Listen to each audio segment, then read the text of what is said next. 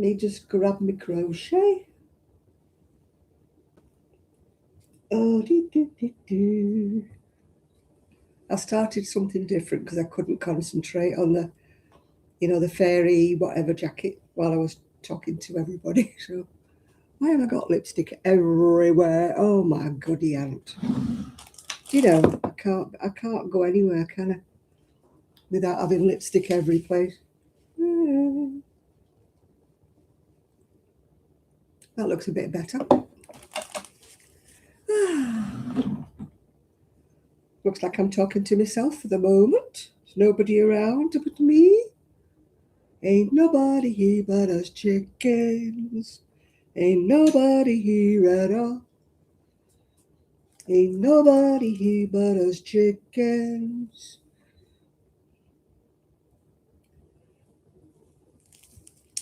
Well, there's nobody here yet. I'll sing and put you all off, shall I? My chair's gone down. Oh, something wrong with this chair. Keeps going. Let me alter the camera then. There we are. Oh, I don't like that view. That's better. Well, there's nobody here. Nobody here. Looks like I'm talking to myself. I shall just carry on my crochet while somebody comes in. There's usually somebody here by now. Or is it me that's early? Maybe it's me that's early. I don't know.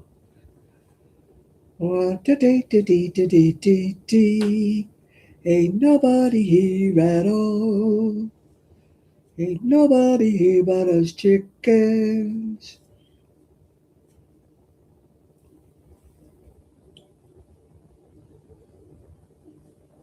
I've got two people in, but nobody's talking. Oh, hello, Connie.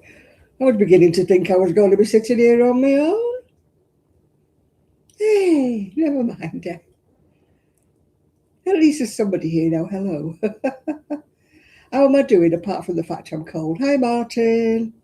I'm cold, but who else is not cold? We're all cold, aren't we? Blooming cold. Hi, Esther. Before you ask, it's cold.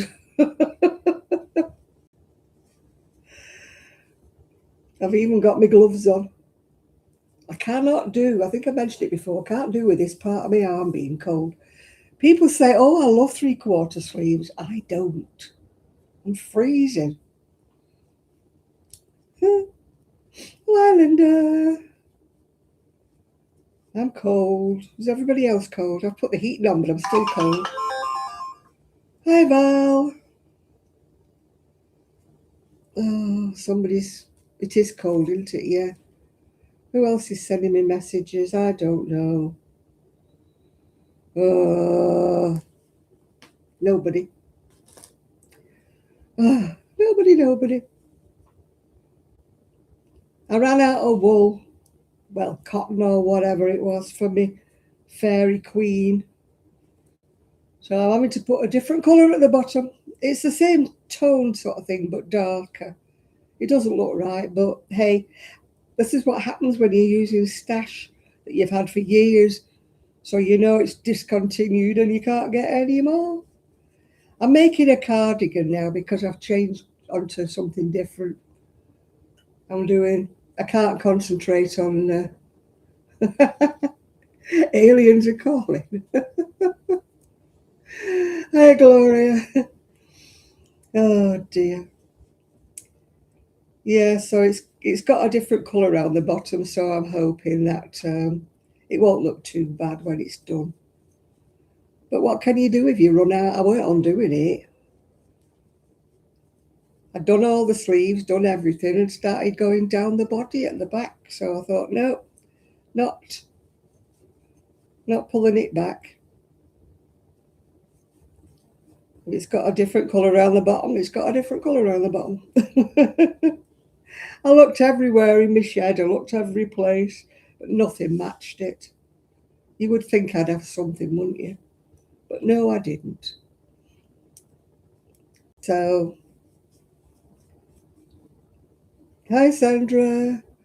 And as I say, it's no good. I did look to see whether anybody had any on for sale anywhere, but they did, but not that colour. They had black, they had cream, they had all that. You got your feet up after all your walking? Oh, I wish I could walk. I dreamt last night I was walking, but I was attached to some kind of a metal frame, and I was walking like that, you know, like you would walk a pair of ladders. I was walking like that. Don't know what that signifies. Maybe they're going to build a cage round me. It was kind of like a walking frame. It was attached to my back. You know, like people who are paralysed and they stand up for the first time and they've got one of those suits that makes them walk like that. Well, it was like that in my dream. What that signifies, I really don't know, but it signifies something. But I love this colour. Found it in my garage. James C. Brett. Isn't it gorgeous colour? Doesn't have a colour. They only have numbers. Yeah. So I'm just doing a plain cardigan. It's something to do. I cannot sit here without anything to do. I'm not one of these people who's got 97 projects on the go, you know. Oh dear. Yeah, I was like Robo, yeah. It was weird, and I woke up and I was still dreaming, you know. You know, sometimes you wake up and your dream's just gone, and other times you wake up and the dream's still in your head. Well, it was still in my head when I woke up this morning, and I thought, what was that all about? Knitting queen. Somebody sent me this mug. They must have thought I knitted more than I crocheted. Never mind. It was a long time ago. Hey, hey, Nathan. Hey, hey, with the monkeys. I think I've hibernated. I went out apart from that, I've not been out the door. I even ordered me food online because I couldn't even bother going to the corner shop that's not a corner. Yeah. Oh, I just don't want to go out. Oh, they've ordered me scooter. Yay! I've got a picture. You sang that, have you? I've got a picture. Where are we?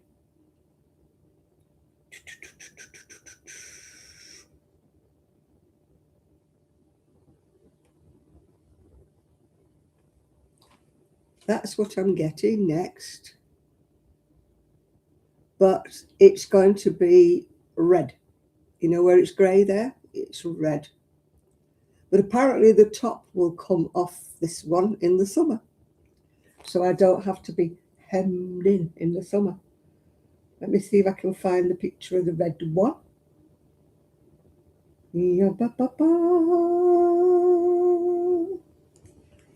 Oh.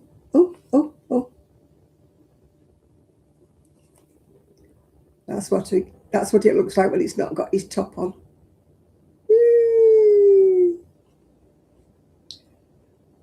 I stopped going in all day. I don't know why. I just got fed up with the choices. I think you do when you go in the same shop for a while. I think you need to have a change, you know, just to get a different variety.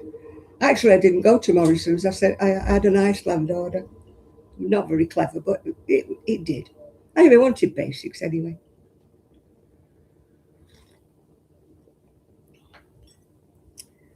Yeah.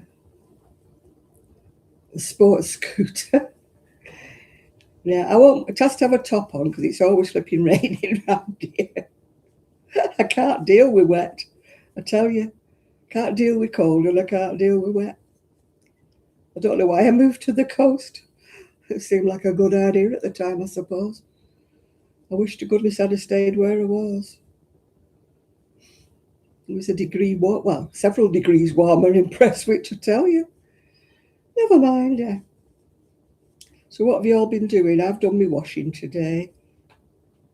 Sure you all wanted to know that it was towels day. Definitely not, Linda. I'm not going out buying any wool from anywhere. I've got enough. My New Year's revolution was try not to buy anything unless you really, really, really, really have to. Yeah.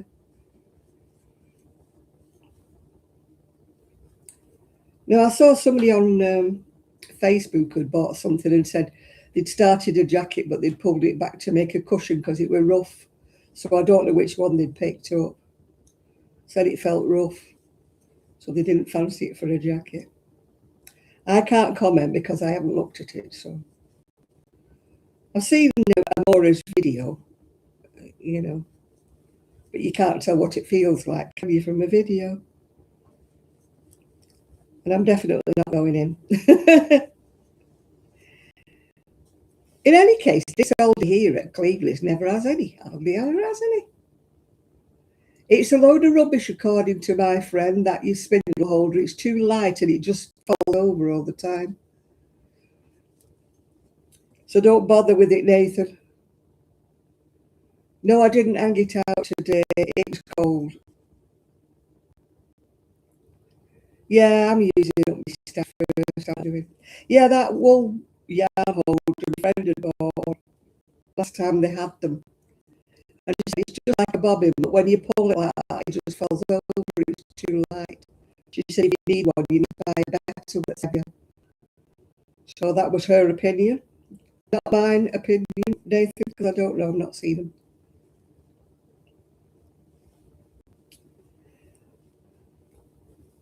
But I use my wool from the inside of the ball, so apart from this, which is a 200 gram.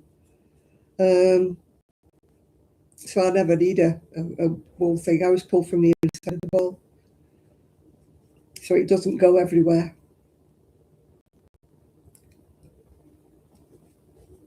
This is going to annoy me because it's like on the outside. It's such a big ball, you can't find the inside. It's one of those flat like a donut, so you have to use it from the outside.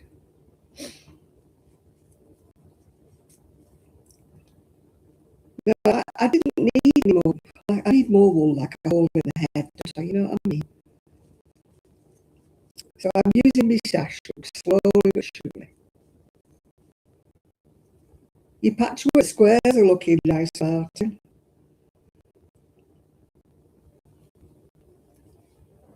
Looking very posh. Can I crochet without looking? It depends. If I'm doing granny stitch, yes, I can, because you just feel for the hole, don't you? But by and large, no, I usually have a look at where I'm putting my hook in. But if I'm doing granny stitch, yeah, I can crochet without looking, yeah. You're on a spend less. I'm on a spend less. Apart from food, obviously, which you've got to. I've got a freezer full of food now, so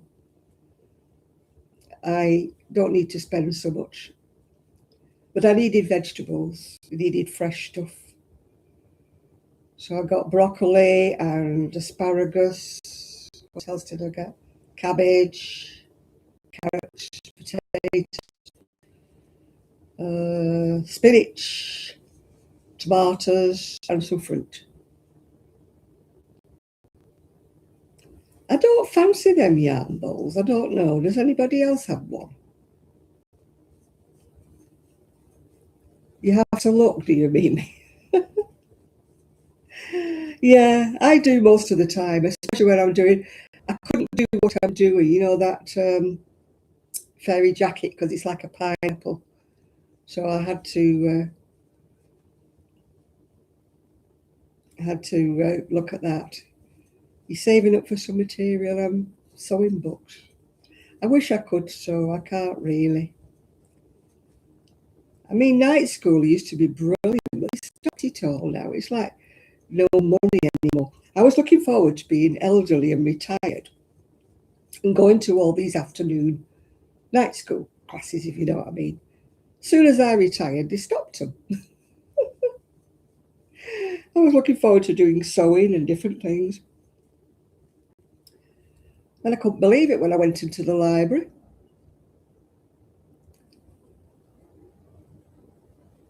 You've got one, but it has notions in it. Oh, yarn bowl, yeah. I was wondering what you got.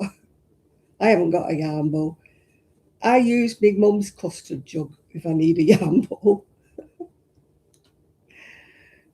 Yeah. My mum's glass custard jug. That's what I use. It works just as well.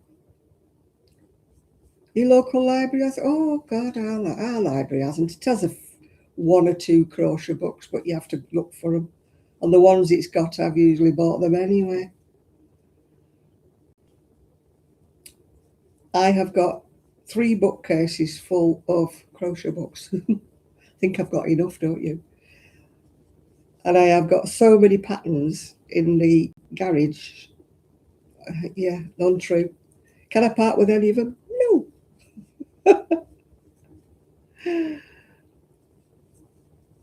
Do I order more crochet books? Yes. The ones I've ordered last were for my niece's daughter. I think I told you, she's only 4. She's 14, 13, something like that. I think she's 13. So her brother's 14. So she'll be 12. But she's doing crocheting.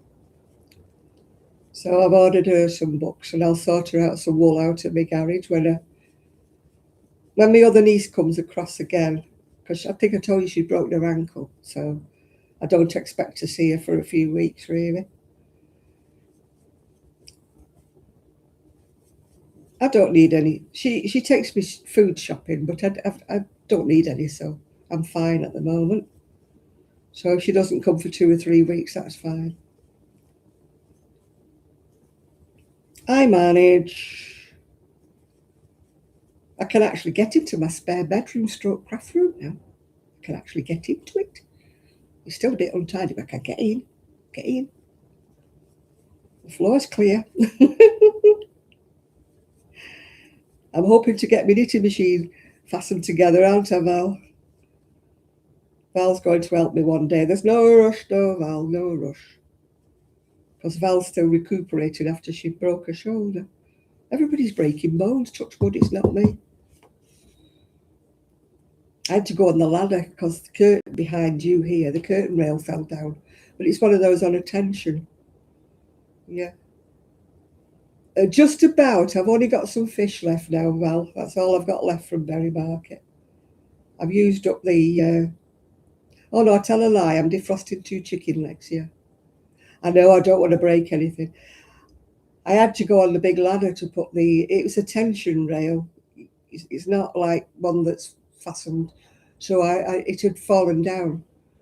So I had to put it up. So I had to get my big ladders out. But I've got a lovely pair of big ladders. They've got handles down the sides, so I can hang on. So they cost me about 50 quid when I bought them, which I thought, oh, blimey, why am I buying these? But I tell you what, I'm so glad I did. If ever I have to get on a ladder for anything, I feel more secure because they've got arms on them. When I think about it, when I had the shop, I used to be up and down ladders all the time, wearing high heels, up and down the ladder. It's no wonder I've got a bad back, is it? Lugging big bags of wool up and down stairs, up to the stock room. Little old dears used to say to me, watch your back, you're going to regret this one day when you're older. I do.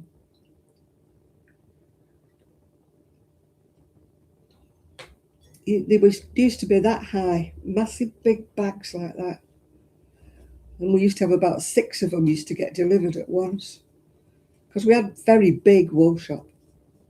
Well, 3 we had. So when we got a delivery, it used to get delivered to one shop and then we used to divide it up. We used to tell the other 2 shops what had arrived and did they want any. And if they wanted it, then we used to divide it. Because we used to buy 6 packs of anything at a time because that was the only way to cut down on the dye lots. Because until you sell every ball of wool out of... It tickles me. I watch these people with wool shops now, and they buy in one pack. And I'm like, well, if somebody comes in and wants to buy a cardigan's worth, you're left with 2 balls. You don't make any profit until you've sold every ball in that batch. So we used to buy them six bags at a time of the same colour. So you got all the same dye lot divided between the shops. And then we used to ring up if we wanted any from the other shops. We used to ring up and ask, have they got any such a colour in such a dye lot? And then my dad used to transport it. He was like the go-between. Yeah, gone are the days. Those were the days when I could do it. I could swing them bags about like they were nobody's business. Didn't need the gym then, Martin. It was like a workout carrying them up and down the stairs. And it was a converted house, our last shop, so the stairs were like narrow and, so it was a workout lugging them up the steps. And then I was always on a great big high pair of ladders because our shelves and that we used to have cubicle things and they were all up to the ceiling and and older buildings have taller ceilings. So yeah, got the days. I mean, ceilings here are quite low actually. I found that out when I had my Christmas tree up. Yeah, still. Yeah, I'm doing this quite firm. The other one I made in blue, it went a bit baggy. That's because I used too big of a hook. My tension was too slack. So this one I'm doing it on a tighter tension, so hopefully it won't bag out the same. I hate it when things go baggy. Most of my things now, I make them on the small side so that when they do go out a bit, they fit me better. This one's still a bit on the small side. The sleeves are too short. You can't see the sleeves, can you? But the sleeves are too short on it. The problem with using my stash out of the garage is I only have a set number of balls of any one particular thing. And usually there's a bit on the shorter side of amounts, if you want to make anything bigger. Like this, I've only got 3 balls of it, but I've got a part ball as well. So I think 3 balls should do a cardigan. Because they're 200 grams. So I've got like 600 grams, haven't I? But it's chunky, yeah. I normally get away with 500 grams because I only make things smaller now. I don't make things big and baggy anymore. Gone are the days when I wear big baggy things. You want to know what I'm wearing today? It's a Joe Brown dress, actually. But I realised why the lady got rid of it. I bought it on eBay. Is because she pressed the neck and made it go floppy. So I've had to put a brooch in it to hold it together. There's usually a reason why people get rid of things. She's overpressed this one. It's like a sort of a jersey material, and I think she's steamed it or done something. The rest of the dress is lovely. It's got different patterns on it. They're all green, but they're different patterns. It's like bias, is it? Did they call it? Oh, see if I can show you. I thought it was quite nice. Anyway, She says, can't walk. It's cut on the bias. You still can't see it, can you? It's got a split hem like that, but I've got a black underskirt underneath it. But it's jersey, so it's quite warm actually. Better than those other ones I had on the other day. I was freezing in that shiner light stuff. Absolutely frozen. And it's that kind of nasty material that when you wear it in the summer, well, you can see my cardigan now, can't you? It's short and sweet, is it called? It's out the Happy Hooker book, yeah. but I put long sleeves in it. Do I like faded? No, I don't like anything faded. I'm quite a bright colour person, and I'm not really into stripes at all, no, unless they go downwards, because being quite a chunky girl, across there, no good. Hi, Sina. No, I know I'm pretty boho, but I don't like the faded boho. You don't like the faded flowery stuff. I'm not into that. This is, I mean, this is about as dark as I go, but it's got one part of it is this colour, one part of it is that colour, and it's on the bias. It's cut like that, yeah. Oh right, thanks, Val. Yeah, Val's doing a cardigan the same colour as me. I finished my cardigan off and gave the part ball to my friend. And then I discovered that the sleeves are a wee bit short, but Val's got a tiny bit left over. I don't need much, I just need to put about an inch and a bit, you know, on each sleeve to make it go. It's like this, they're too short, I can't be coping with 3/4 sleeves. I know loads of people love 3/4 sleeves, but I don't. I'm cold. I'll try and remember to bring those books as well, those pom-pom books back. I'll put them on the thing when I remember, and I won't forget them. We go to the same knit club, I should explain. We go to knit club. That's the same knit club that gives me all the part balls. I think I told you, didn't I? All my shawls have gone to an old folks' home now. So it's time I started making some more. But I wanted to finish off that jacket so I could wear it when I go to the wool fair in February. I like to put something on that's nice when I go. Well, you don't want to look scruffy, do you, when everybody's parading about with all the fancy dancy stuff? Last year I wore my Granny Takes a Trip jacket last year. So I can't wear that again. Any case, it's too big. Well, one of them has stopped. Val and I used to go to one together, but it stopped, unfortunately, because, you know, people just stopped coming and we had to pay for the room, and it got more and more amount of money for the people who actually went. When it got down to 4 people, it got expensive. I can't go anymore because it's night time, and I won't go out on my scooter up the main road in the dark.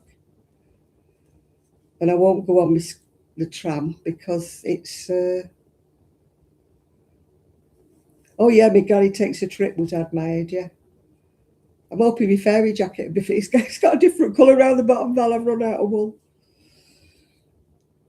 All the colours I had in the shed, and there wasn't one that was the right colour. And I thought, yeah, I'm not sending for any maroon, you know, online, because when it arrives, it'll probably be completely different, because it looks different. It's like choosing paint, isn't it? You choose paint off a little square, and then when you stick it on the wall, it's nothing like. It's the same with this colour here. This is nothing like. No, I haven't. I haven't made the Agatha's reading shawl. I might make one for the charity. It depends. The thing is, you see, Sandra, is I get given part balls, and they're all different colours. So some shawl patterns don't lend themselves to being in stripes. You know what I mean? I think that Agatha's needs to be in one colour. So I don't really get given a big amount of one colour. I get given half balls of all different colours. So I tend to do granny stripe things or whatever. So that's what governs which pattern I use, really.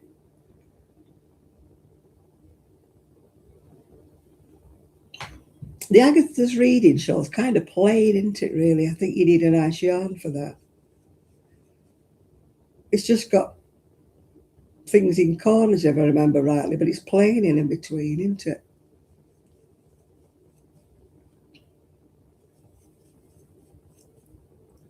If I remember rightly. It's a funny shape, isn't it, as well? Says me, you know, funny shape.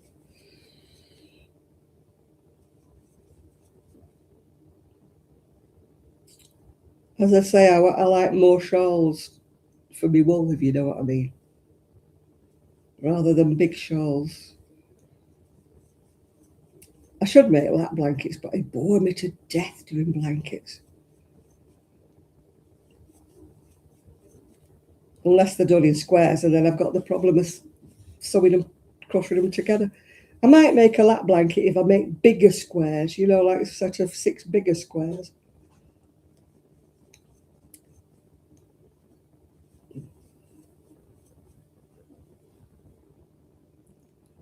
Yeah, but I'd only have enough for one row, Sandra. But it's plain in between, isn't it? You know, like this is plain. You need fancy yarn if you're doing plain, I think.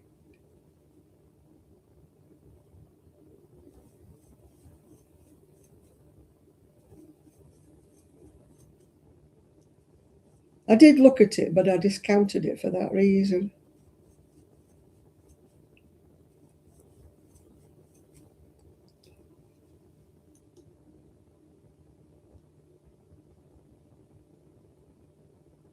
Oh gosh, I mean, well, that pattern I got, that fairy jacket thing that's run completely up the wall, I think I paid £8 for that. The thing is, there's always somebody stupid enough to pay. I mean, even when I go to these wool fairs, these kits and that, some of them are £100, £200 for the kit, you know, and I'm like, what? I'm not paying £100 for a shawl. No way. Sorry, mate, but no.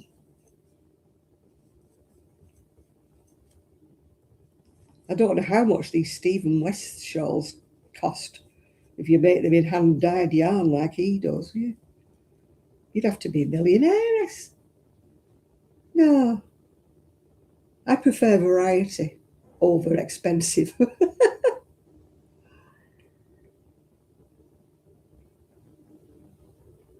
Yes, I buy a label. This is Joe Brown, but what did I pay for it?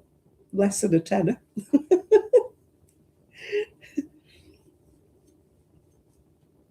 I'm not paying a fortune for anything I wear. My heck. The most I pay is £30 or £40 for Moonbeams and Mayhem, but they're cotton and they're really good quality. Yeah. Hi, Dottie. But I'm sick of buying cheap rubbish online. I'm not buying it anymore. You know, these people who buy from that China Light place, yeah. Mine, I put it on the other day. I was frozen to the marrow, even though I had a thick underskirt underneath. I thought, this is it. Wash it, eBay it. You're not going to wear it. So that's where it's going to go. I put elastic round it to try and make it small enough. Yeah, China Light, yeah. It was that big and baggy. It was supposed to be a size 20 and fit somebody that's fat nan. I put elastic round it to try and bring it in a bit, but it's still too big. Doesn't fit me anywhere.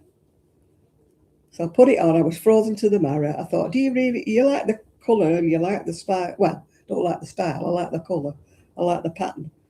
But do you like it? No, you don't. Get rid of it, Janet. You are not going to be wearing it. You know you're not. Because in the summer, it's that kind of material that makes you clammy. You know, that like, don't go near a naked flame stuff. You know what I mean? So, no. It's funny when I'm looking on eBay at second-hand dresses, the amount of that firm that are on there. People must buy them. I think, no, put it on eBay. Yet some people love the place. I don't know how they do. Everything I bought, I've got rid of.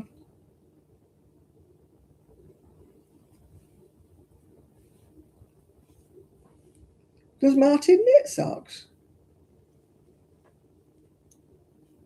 I didn't know you knitted socks, Martin.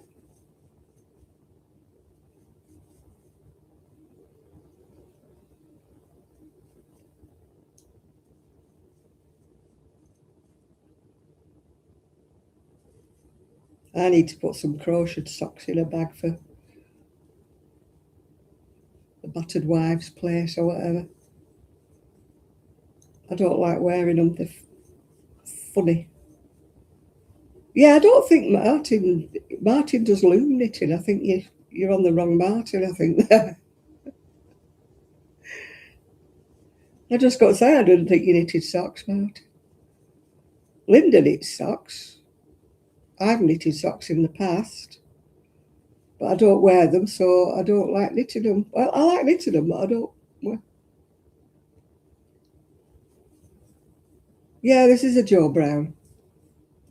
They're about 40 quid, I think, when they're new, 40, 50 quid, yeah. Yeah, he's getting a bit fed up with his loom knitting. I keep thinking I'll get my whirly whirly out, my handy machine, but it's finding the right wool. If I knit hats on it, they tend to be more for children rather than, the homeless. They'd have to have pretty small heads if they were, you know. My machine, the Centro's got 4 more needles on it, I think. It's got 42. I think mine's only got 38, yeah.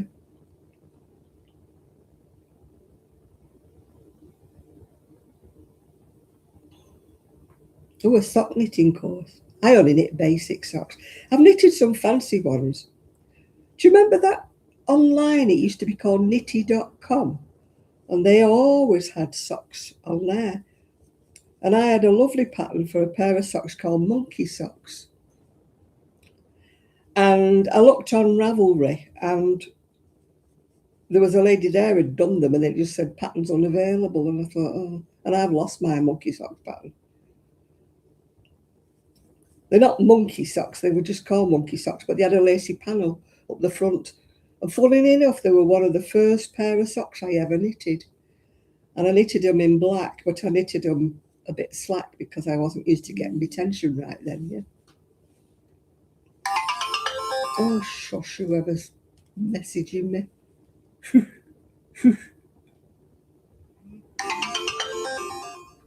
Oh, it's...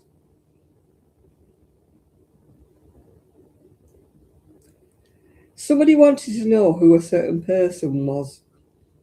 And it was my ex next door, but one neighbour. And this lady lives in his house now. And she said, anybody know this guy? And I went, yeah, I know him.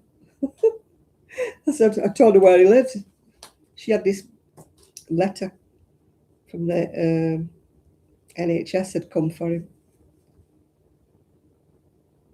He's been moved out of there for 10 years or more because I had his cat. He was moving onto a house on the main road and it didn't have a garden. And his cat was a wanderlust cat. It used to be up and down the street. So I adopted his cat. He said to me, he was always in my house anyway, Ollie. So when he was moving, he said, we need to get rid of Ollie. I said, why? He said, well, we can't take him. He's going to get run over. He said, we're on a main road. You know what he's like. He sleeps in the middle of the road. So, my neighbours used to pick him up and move him because he used to sit in the middle of the road. There was a patch of sunshine. He'd be in the middle of the road. So my neighbours were used to picking him up. Come on, Ollie, move. So he said to me, he'd look after his vet bills if I looked after the cat. So I said, yeah, just leave him with me. I said, he's always in here anyway. So, and Ollie's been dead. Oh, God. Because he wasn't a young cat when I adopted him. I bet John's not lived there for 10, 15 years. I don't know why come he's getting an NHS letter addressed to him there. Anyway, she knows where he lives now, so it's up to her if she puts it back in the post box. It's only a short street he lives on, so if she puts his name and puts the street, I don't know his number, you see. I'm sure it'll find him. It can't be anything urgent, can it?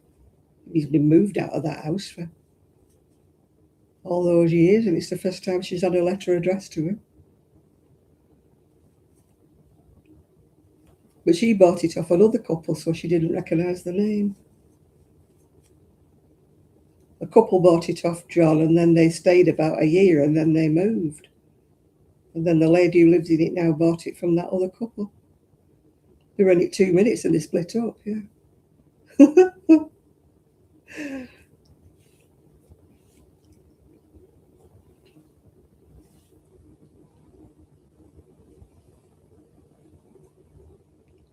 Oh, your postbox gone techie. Well, you have to go into the camera, dear.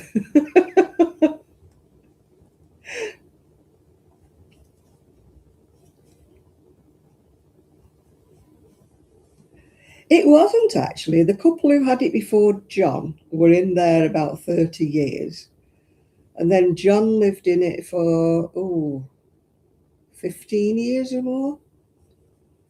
It was only the couple who moved in after John that didn't last 2 minutes. No, the house next to me was the cursed house. Everybody that moved in there got divorced. We had more neighbours. I was beginning to think that people would think we were bad neighbours because nobody stayed. Oh dear. We used to lie there listening to the rows, yeah. We always got people who used to have very noisy rows. You're trying to get to bed and they're screaming at each other and they're throwing things at the wall, yeah. It was a cursed house next door to me.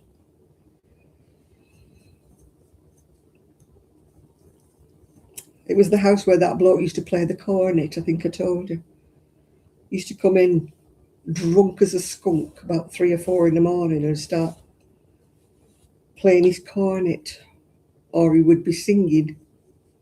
Didn't have a bad voice, but it's not, you don't appreciate it at that time in the morning, do you? Nice enough guy, but always drunk.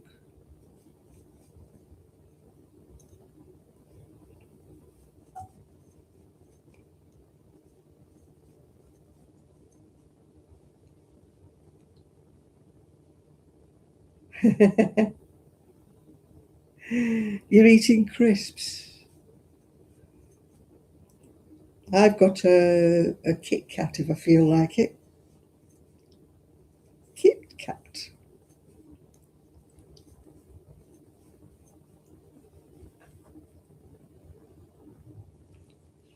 I only like plain salty ones. I don't like flavoured crisps. Salt and vinegar, they make your mouth go, oh, don't they? Yeah, ready salted, that's the only ones I like. You go up and down the aisles where the crisps are. Yeah, feed me. I try to eat healthy. I do really. I made myself a chicken casserole. I had it yesterday and the day before. But today tomorrow I'm not being very healthy because I've got sausages.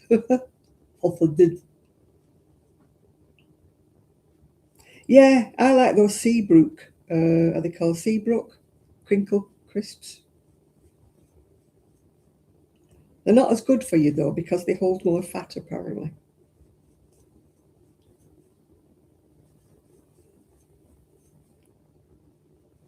Must be the crinkles.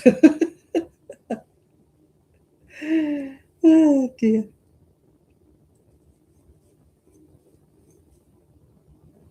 I used to like those ones. Do you remember the ones that used to look like waffles? They had holes in them.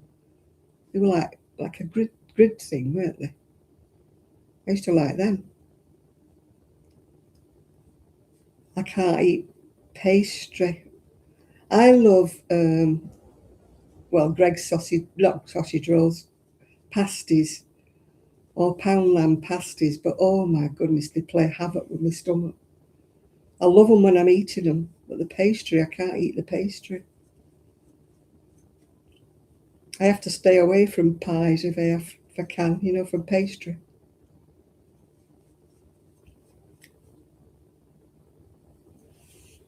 There's lots of things I like, but they don't like me. Mm.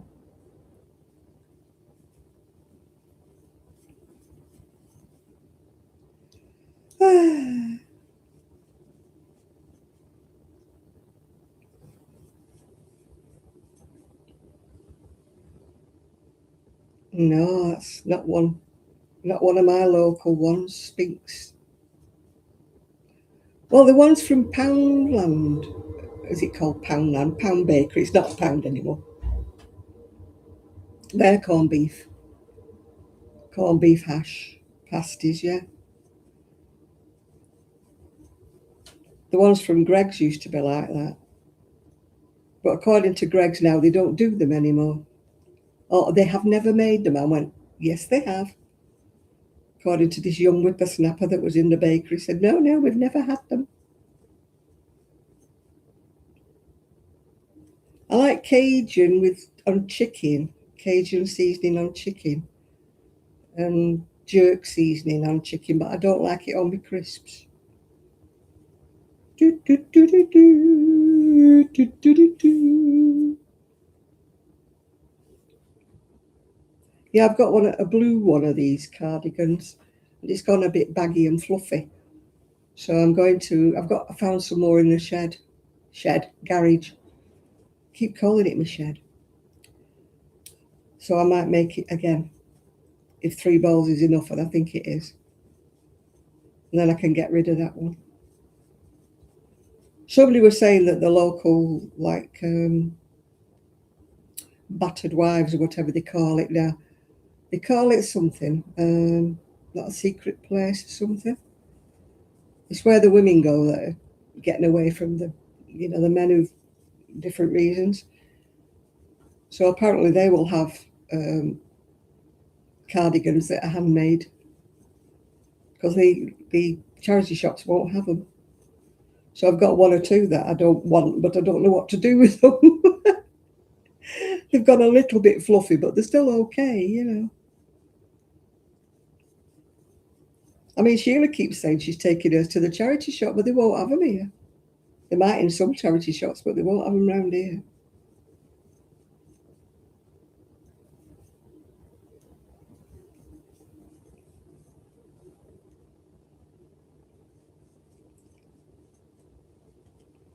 I mean, some places do, because people are saying they buy these jumpers in charity shops and then they unravel them and reuse the wool. And I'm like, well, they won't have mine. If anybody wants to unravel them and reuse the wool, be my guest. I'm crocheting just a plain jacket, Dottie, because I can't do my fairy jacket and concentrate because it's like a pineapple stitch. So I'm just doing, it's in the marble chunky, if you can see the colour.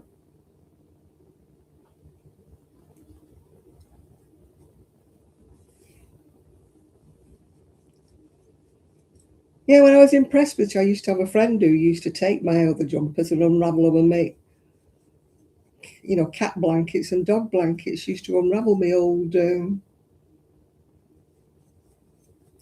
cardies, that had gone a little bit fluffy. My hand knitted and hand crocheted ones. She used to take them and undo them and make dog and cat blankets with them. But I haven't got the patience to do that.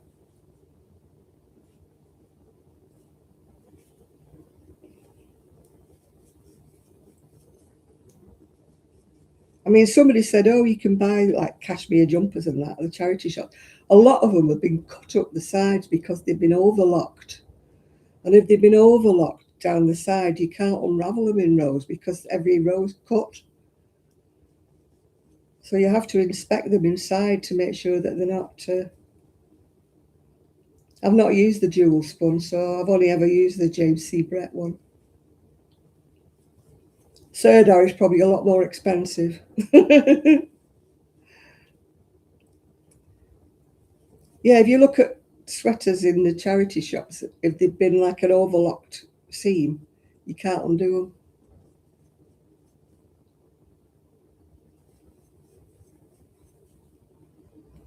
My mum used to have an overlocker.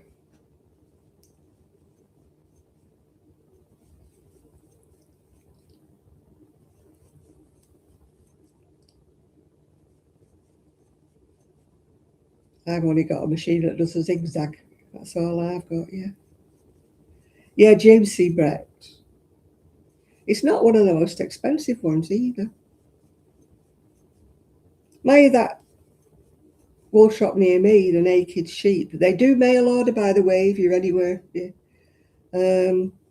They have really good bargains if you don't mind the cheaper acrylic type of thing. They have really good bargains, yeah. I don't know how much they charge for the postage. Maybe Linda knows, I don't know. Because I just go down the road and get it from there, yeah. But they do 5 balls for so much, you know, different ones, yeah.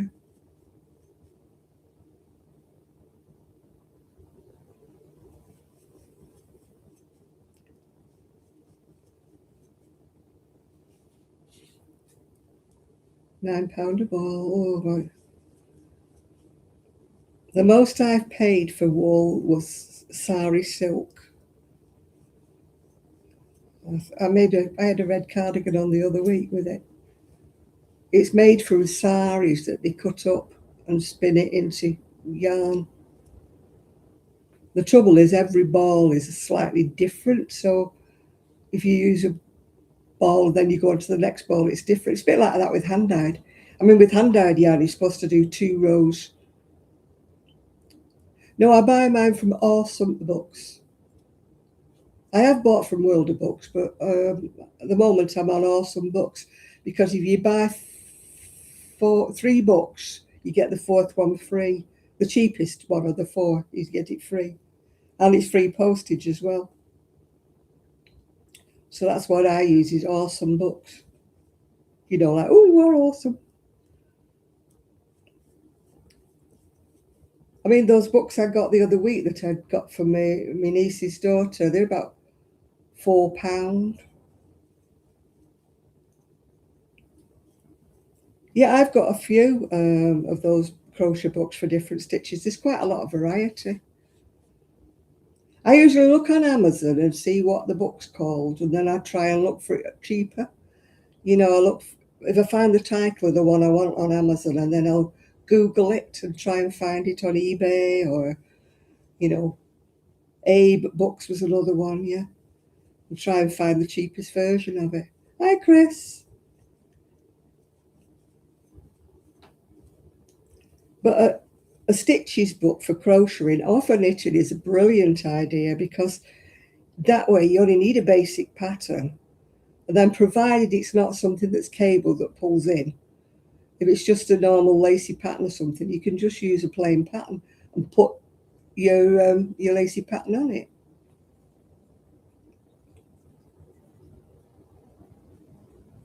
The library's okay if you've got a scanner, you know, that you can photocopy it, because otherwise you've got to take the book back, and if you're a slow knitter, you've got to take the book back in 3 weeks. Our library is pretty rubbish at anything to do with knitting or crochet, I'm afraid. I come to the conclusion not that many people must knit in Fleetwood.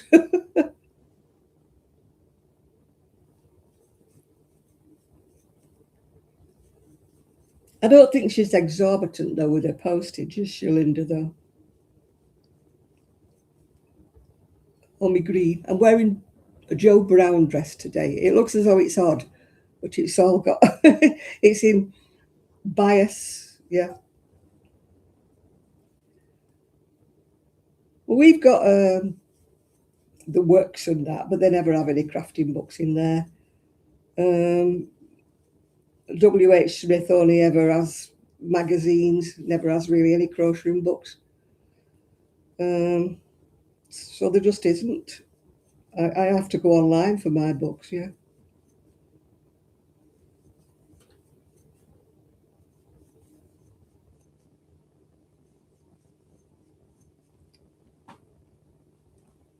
But as for my fiction books, I always get them from Awesome Books, because they're only £2 or £3, yeah. And as I say, you don't pay the postage.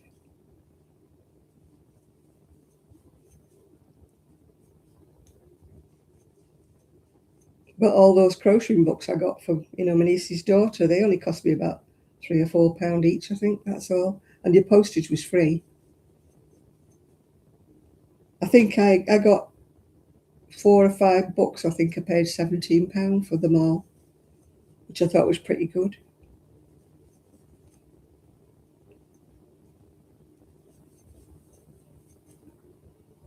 Yeah, I think I got 5 books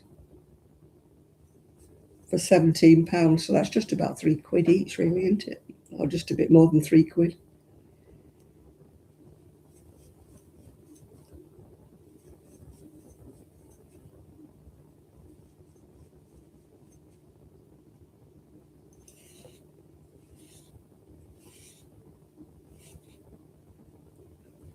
I mean, when I lived in Manchester, I used to go in Waterstones in Manchester. I mean, they were top price for all of their books, but they never had many craft books.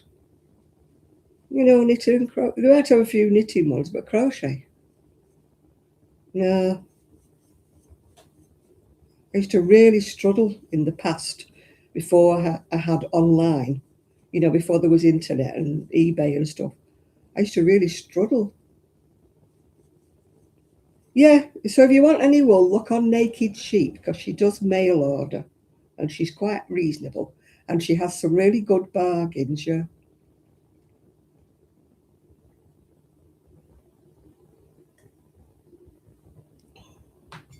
Can't miss, can you, the name like Naked Sheep, can you?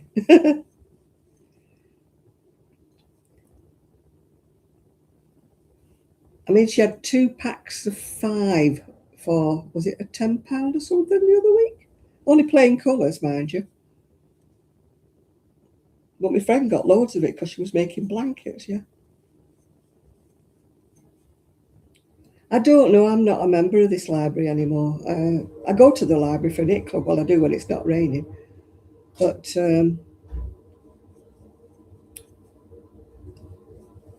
I like my books physical. I don't like electronic books and that because then you have to, I mean, I know I buy my patterns from Etsy. I buy the vintage patterns, but then you have to print them out because I can't carry them around. They don't go on my phone or anything. I want the pattern printed out. I want it in front of me, looking at me. So I'm not much good with something electronic that's on, a book online or something. I'd have to keep coming in here to check my pattern. Mind you, half the time I crochet without. This has not got a pattern. I just set off and do it. I keep saying one of these days I'll make a miniature one. I'll make a dolly pattern just to show you how I decide what I'm doing, and how I'm doing it. But again, a good idea is to get a book of crochet stitches because then, I mean, this I'm only doing trebles or double crochets if you're an American because the wool talks for itself, doesn't it? I didn't want a pattern on this. But most of the time is oh,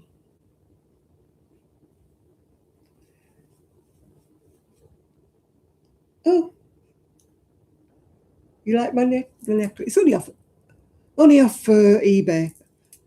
I treasure other people's casts off, Lucy.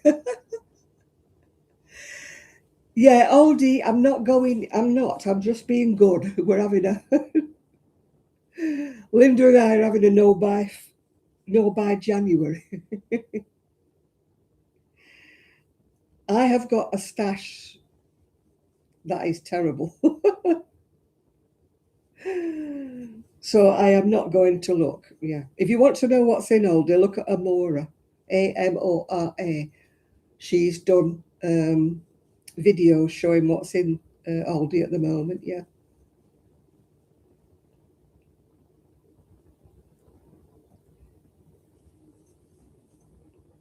I've not bought anything off Vinted, and I've not sold anything on Vinted yet either. I just stick with eBay usually because I'm used to it. I've got the app and everything for eBay. That's where I've sold most of me. When I sold me wool and stuff, I sold loads and loads of wool that I didn't want. Yeah, it all went for next to nothing.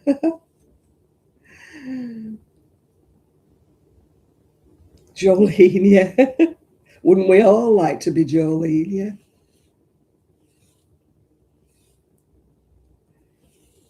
You've got to be careful. We were just talking about this before, Linda. Lucy, sorry. You've got to make sure that they're not been, what do you call it, down the side? Overlocked down the side. Otherwise, You can't undo them.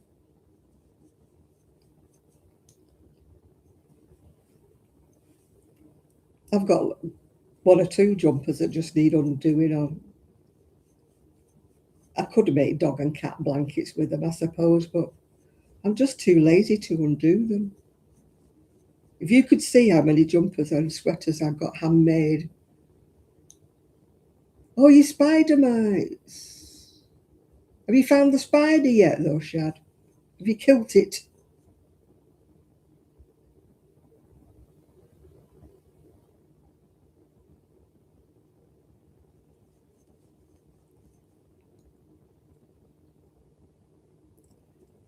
Yeah. I was just saying, like, charity shops won't have you second-hand handmade things, woolies and that. They won't have them. So I've got things I want to get rid of.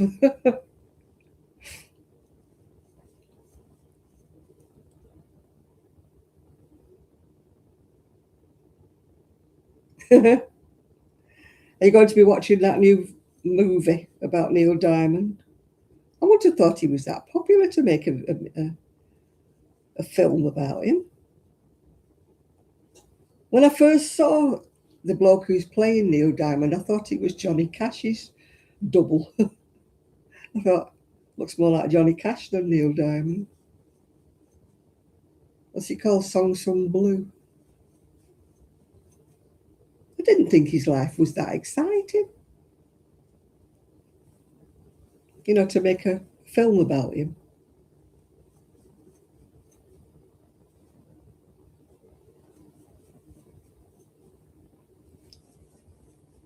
Usually when people have films made about them, they're usually notorious in some way or another, or they've done something outrageous in their life, but I thought he was pretty bland, really.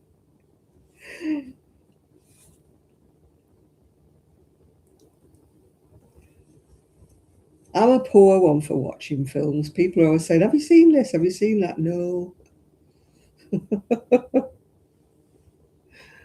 I just don't go to the cinema because I can't sit still. I'm like Bridget the Fidget.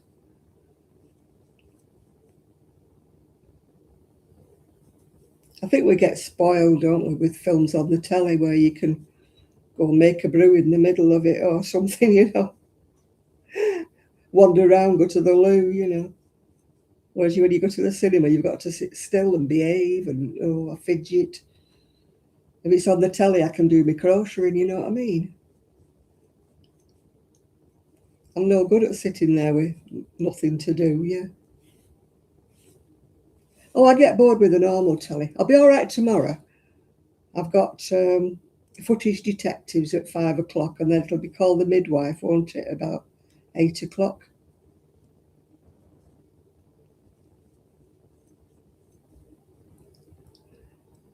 Most movies I find are like action movies and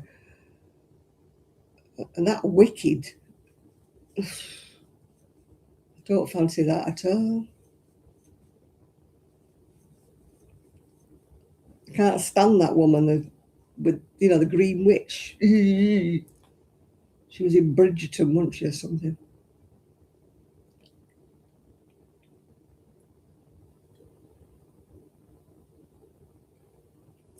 She gets on my nerves.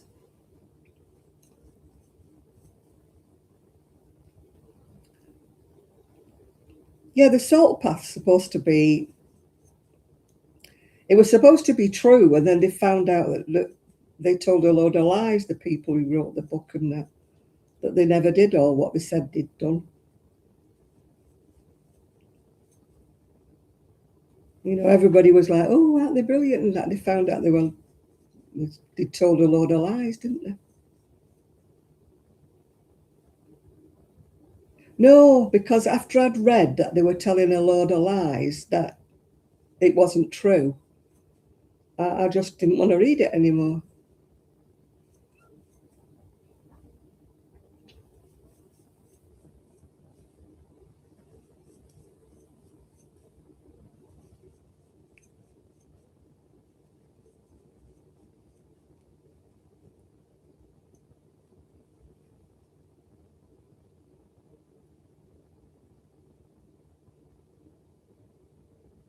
Oh my goodness me. Oh, I'm sorry, Shad. Well, yeah. I'm glad you've not had any lasting damage, no? Yeah, no, me glitter. I've got me glitter in. It was only a couple of quid off, you know me and eBay, don't you? I'll look on all the necklaces and see what's on offer, yeah. It costs me more for the postage than it costs for the necklace. I hope you've caught that blooming spider, Shad. I don't wonder you had a heart attack. I'd have a heart attack knowing it was in my room.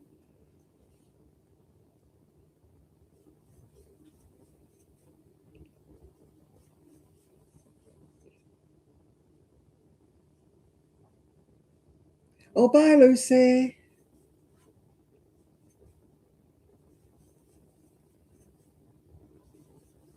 I might get to the library if it's not raining. Oh, I was all ready to go on Monday, then it just started hammering it down, and I thought, I'm not going. No way am I going in this. I get soaking wet through before I even get to the tram. Oh. Hi, Julie. How are you doing? All right. Well, I'm as well as I always am, but we won't go into that. We don't want to be Debbie Downers, do we?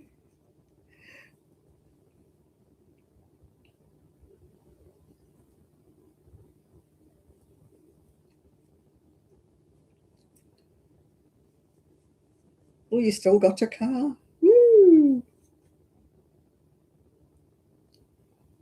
You can't type, you're just watching. Well, no, man, we will think about you just watching, Chad.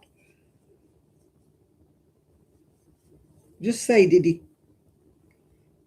you catch the spider or not? If you can put yes or no. I'm about the same as usual, Julie. Are you? We can't complain, can we? We just keep going.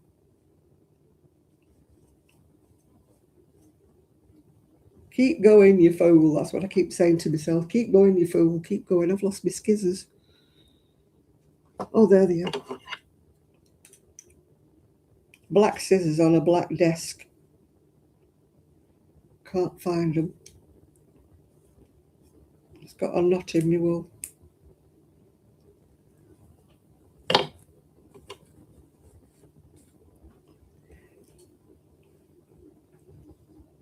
Yeah, I'm all right. Oh, my hips. Don't talk to me about my hips. We're not talking about them hips.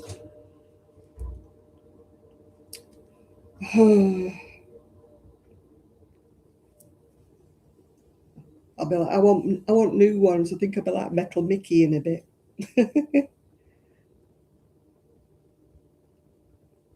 Oh, I hope, God, you found it. I hope you stamped on it.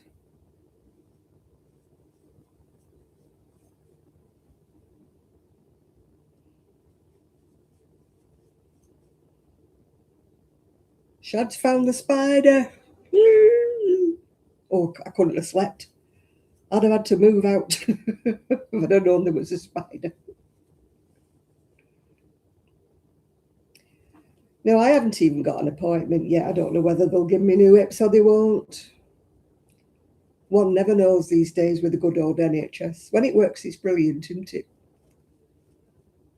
When it doesn't work, you wait hours and hours and hours. It was a recluse. Oh, I don't care what it was, Shad, if it bit me. It'd have to be a dead one. Man, if it bit me with all the drugs I have in my system, it probably would be a dead one.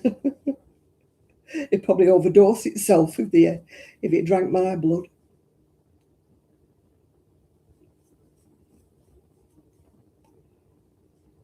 No, I'm waiting for an appointment. I'll probably wait months and months and months. You know what it's like with the NHS, don't you? They don't rush. I tell you what shocked me. I read an article yesterday and they're talking about a new kind of scan for people with osteoporosis. Because believe it or not, 70% of small fractures in your spine are not picked up by scans or x-rays at the moment. That's a nice thought, isn't it? So in other words, all this pain I'm having in my back, it could be a fracture that's never been spotted. It went much worse. I had a bad fall about 2 years ago, and I went to the doctors and I said I'd had a bad fall and it had jarred all my back. He sent me for an x-ray and they said, no, there's no more damage. It's just the same as it ever was. But it makes me wonder, because it's been a hell of a lot worse since I fell.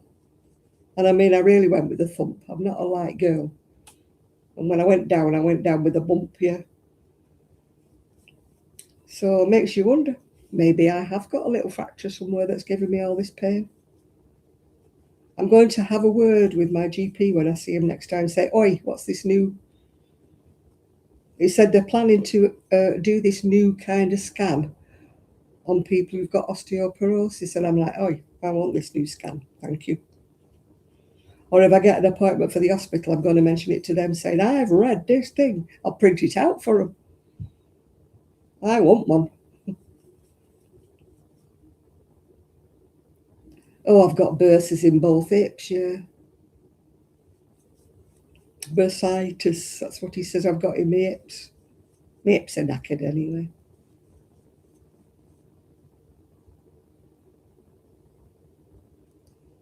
I know, it's rubbish, isn't it? If we had money, if you had money, you could see them tomorrow, couldn't you? This is sort of the sad thing.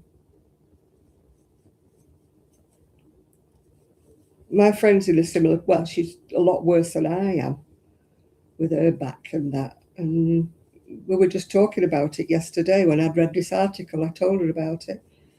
And she said, yeah, if we had money, we'd go tomorrow. I remember reading one time this woman who was a, what's she called? Jean somebody or other. She used to do Force's Favourites. You're old enough, you'll remember it. Used to be on the radio. And she had osteoporosis and God knows what. And she was saying about, oh, it's terrible and it's painful and it's this, that and the other.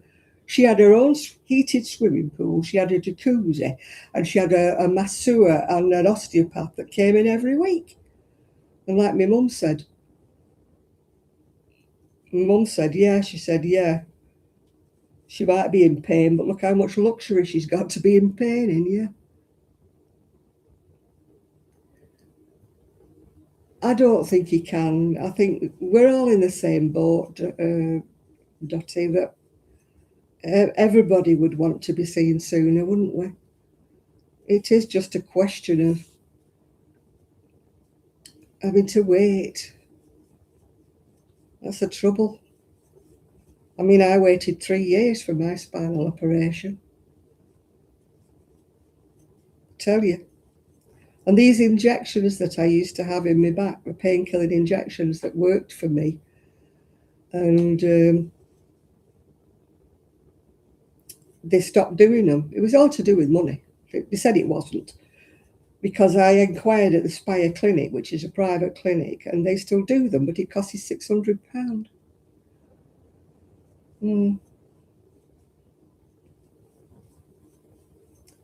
If you had the money, Julie, you'd be able to see him tomorrow, I tell you. Oh, I know.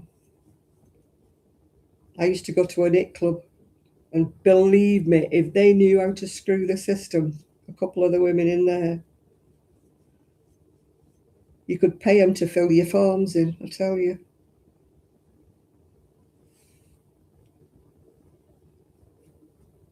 Stopping. Oh, we still get the text alerts.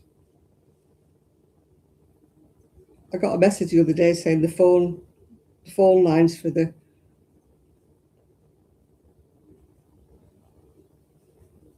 phone lines are going to be down on a certain day. I thought, well, I never use them anyway because you can't get them. You can't get through on the phone. You have to write an essay if you want to see the doctor these days. How long have you had this? Has it been here before? When did it start? How long have you been suffering with this? I mean, when it's like me with an ongoing thing, how long have I been suffering with it? As long as I can flipping remember.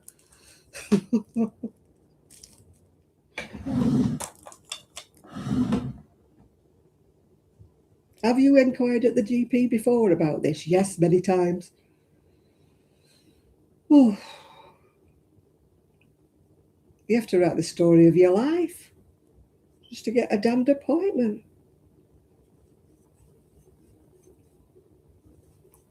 But I can't complain. I mean, I have seen, when I have been really bad, I have seen our GP, yeah.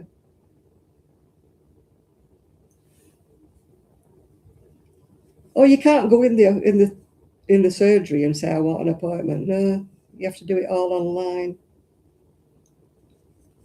With my other GP in Prestwich, if you went in first thing in the morning and said you'll sit there until somebody, there was always somebody didn't turn up.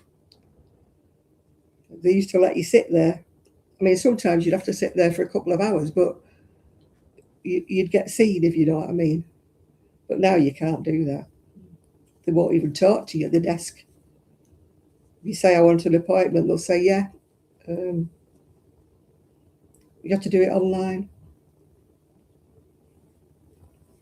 I got one the other day, only from me diabetic nurse had said to me, you need to make yourself an appointment. So I went and I said, and she goes, I said, before you say it, I said, the diabetic nurse has just sent me. And she went, oh, okay. And she, can you come in on such a day? Yeah.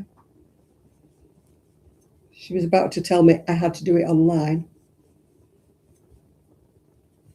I said, well, go and ask. And I said the diabetic nurse's name. I said, she's just told me to come to the desk and book myself an appointment. So it just shows they can do it if they want, yeah.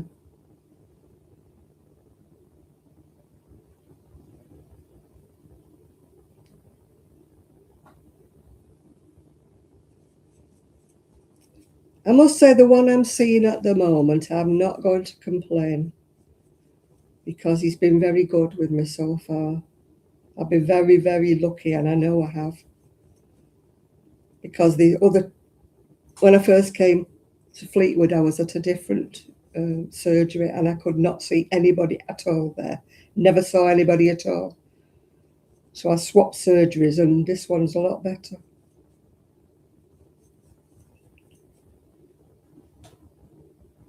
Yeah, I mean, I feel sorry for older people that, they don't understand online. I mean, I know I'm an old person, but I have been brought up, well, not brought up with a computer, that's wrong. But I did learn how to use one when I was at Compass Mentress when I was about 50. But I feel so sorry for people like my age who've never seen a computer and don't have one and don't want, It's not right that everything's online. They don't understand. I mean, they're still back in the ages where you could ring up.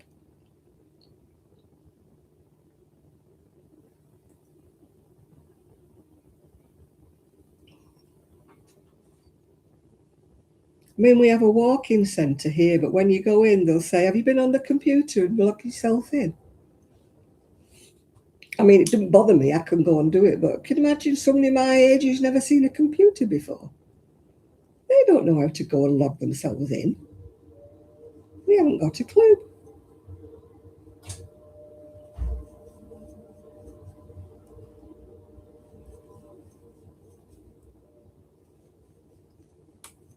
I mean, I watched somebody called Neil Sean, and he says, have you noticed that you can't get an appointment, but when you do get an appointment, when you go in, there's nobody in the doctor's surgery. I must admit, ours is always packed. It's always full. But the other surgery I was at, the one where you couldn't see anybody, there was never anybody in. Never anybody in. And yet they're telling you there's no appointments.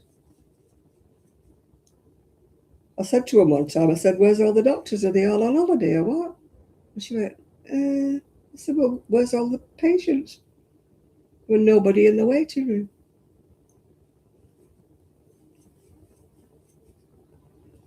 The one I go to now, it's always full, I must admit. It is always full.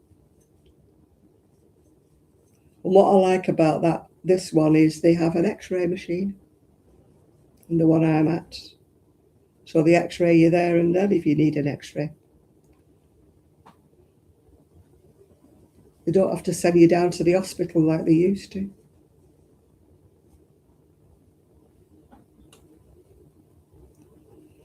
So I'm pretty lucky. That's why I'm not swapping. I should swap down to Cleveland's, but I won't, because I get such nice service, if you know what I mean, at the one I'm at now. I'd rather get a taxi and go up to the one I'm at and change, and then have to start all over again with somebody who doesn't know me. Tra la la la la la la la la la la la. I'm nearly finished. I don't think this is. I don't know how wide this is. I always try to think I'm smaller than what I am. Wishful thinking, isn't it? You know what I mean? I've lost some more weight. I'd put £6 on over Christmas. I've lost it. Thankfully, I have lost it.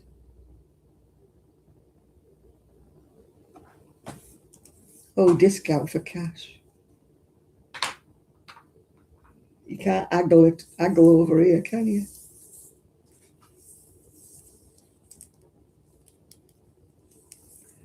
Does anybody like to go to that wool fake place that Amora goes to? That warehouse. I think they're open once a month. The prices there are absolutely dirt cheap. Oh, to go to Leicester. Is it Leicester? I would break me no January ruling.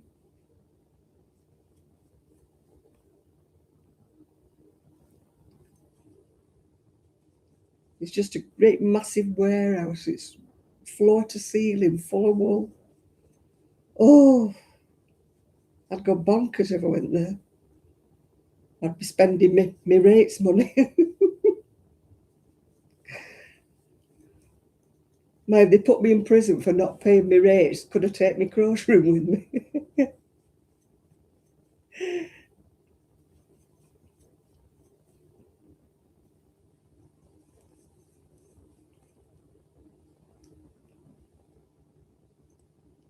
I'd be saying to anybody that's visiting me, can you just bring me some wool out of my garage, please? While you're visiting me. Tra-la-la-la-la-la-la.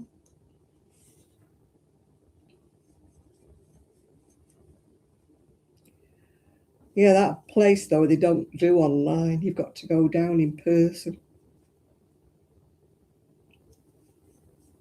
When you go in, they give you, those big laundry bags. I'm already finished up with 2.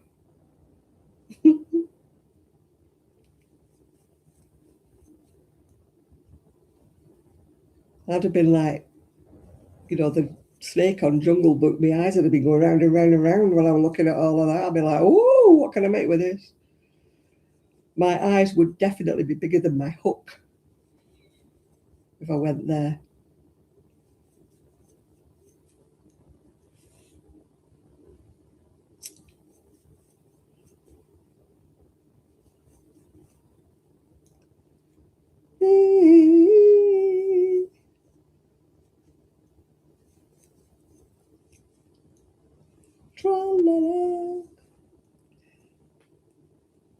I need to tape my mannequin to my little dolly. Not you, dolly. I've got a little dolly thing with wheels on, and I've got my mannequin taped. I need to tape it to that so I can wheel her around. Nurse practitioners, yeah, but you have to make an appointment to see them like you do. Sometimes you get an appointment and you think you're seeing a doctor, and you don't, you're seeing a nurse practitioner. But sometimes they're just as good.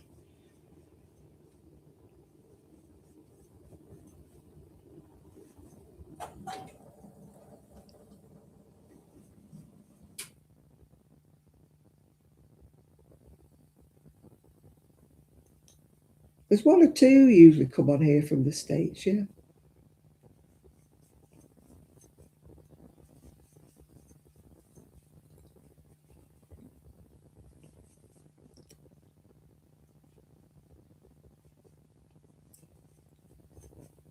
Well, a lot of things are happening because of him, aren't they? But you can't just blame it. Oh, it's happening all over the world, isn't it?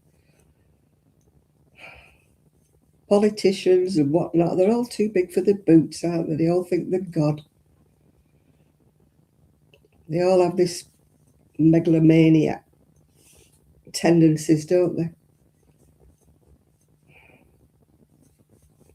Get a bit of power, it goes to their head, don't they?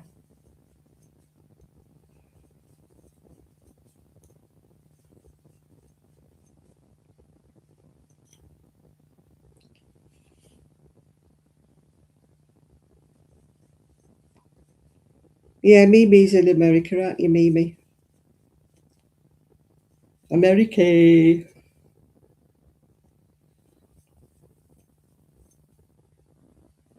The world's gone mad. I can't just say it's one country. You know, at one time you'd say, oh, it's them, we're all right, but now we're just as bad.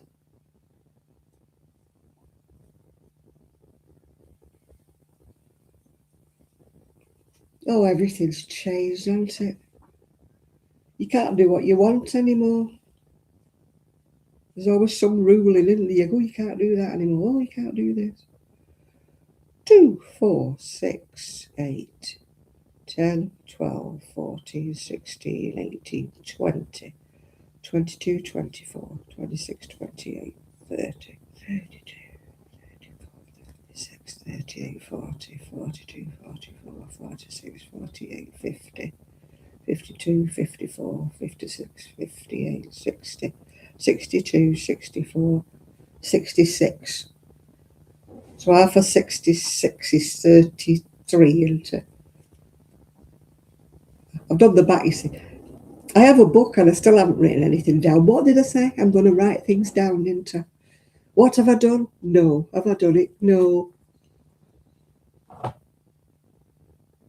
Oh, you can't even open your mouth, can you?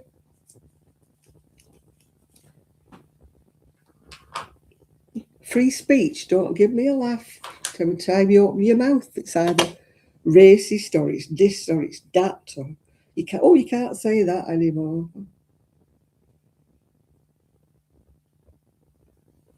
Yeah, I got to see a nurse practitioner one time when I'd booked to see the doctor, but I must admit he was very good.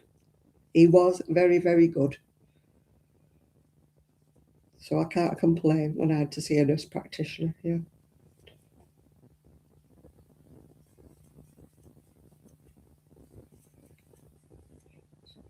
9, 10, 11, 12, 14, 15, 16, 17, 18, 19, 20, 21, 22, 23, 24, 25, 26, 27, 28, 29, 30, 31, 32, 33, but then I need a turning chain. I bought myself a lovely notebook. Have I written in it? Twice. And it's there on the coffee table near where I sit. Yeah, you can't say anything. You can't open your mouth because somebody will say, oh, you can't say that. Or that's a racist comment. Or that's a whatever comment. Or honestly.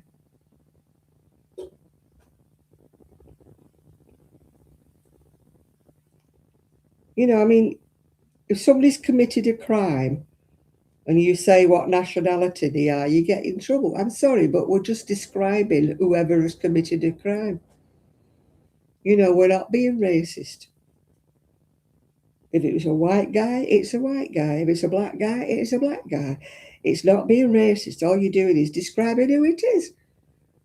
You know, you're not saying all people of this nationality are like this. You're not saying that. You're just saying the man who did this was so and so, such a thing. And you're not allowed to.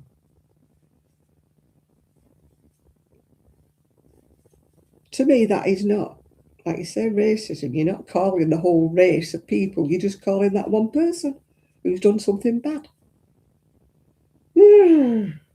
World's gone mad.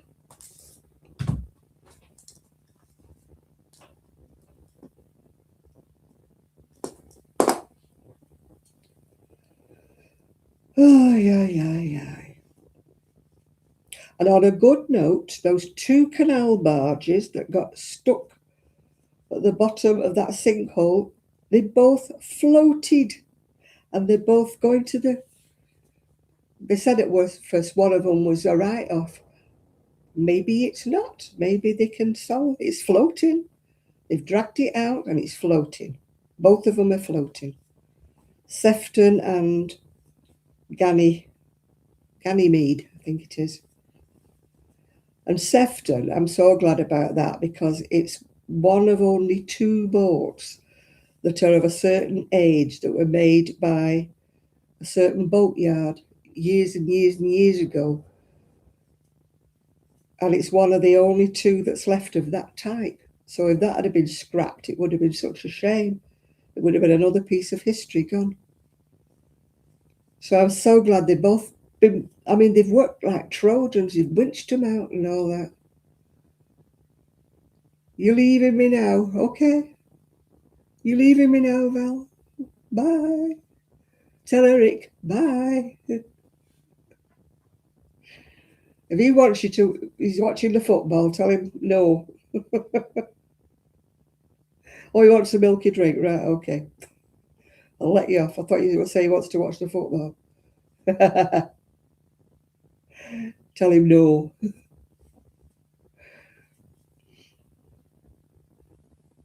As I say, these people lived on them. They weren't just boats, they were their homes, yeah.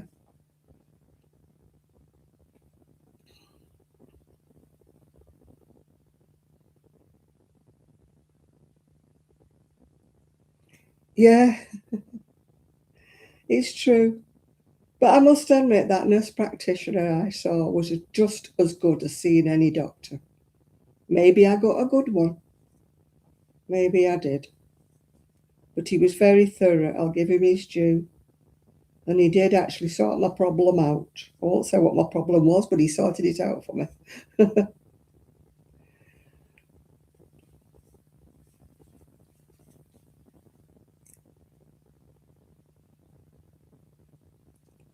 Tra-la-la-la-la. La-la-la-la-la. La-la-la-la. La-la-la-la.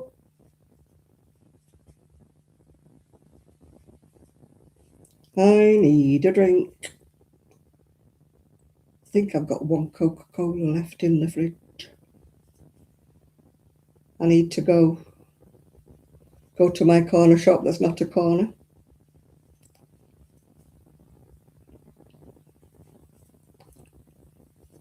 They actually sell single things of Coke or Pepsi or whatever cheaper than the supermarket does, believe it or not. I used to get what we used to call roller cola. In other words, it was like Tesco's own or something. But Morrison's and Iceland don't do it. They only do the branded stuff. I don't mind roller cola. Oh, sadly, my corner shop doesn't do it either. Oh, I've got 1 Pepsi left. I've got a Pepsi. Oh, I've got a Pepsi.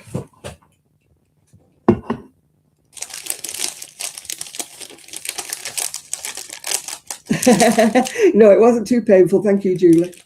I've got a Kit Kat. I've got a Kit Kat.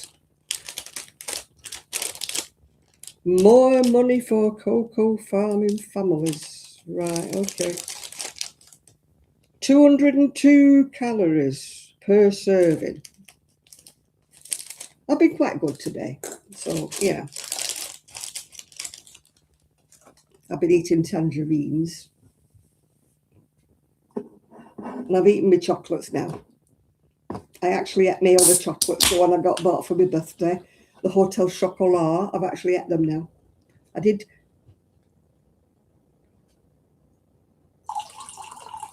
spread them out. I didn't eat them all on one day. So I've ate all my chockies now. So I have to be good now. I'm seeing the nurse, diabetes nurse, next month sometime. I don't know when. I hope they send me a reminder because I forgot.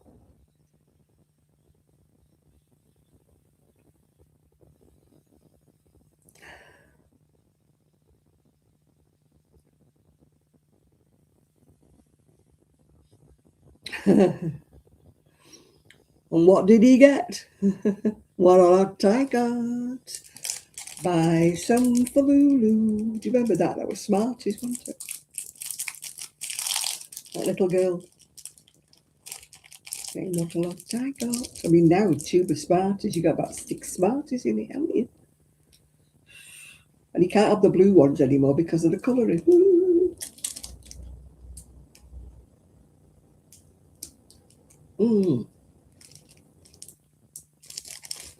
It's actually got some chocolate on this one.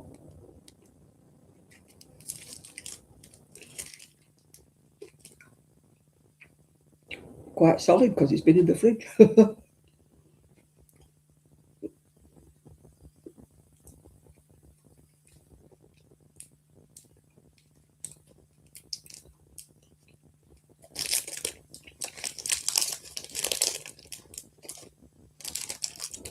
Just trying to think who makes Kit Kat.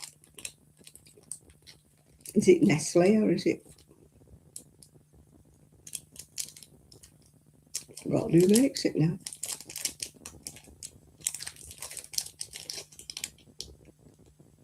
Have a break. Oh, Nestle, yeah.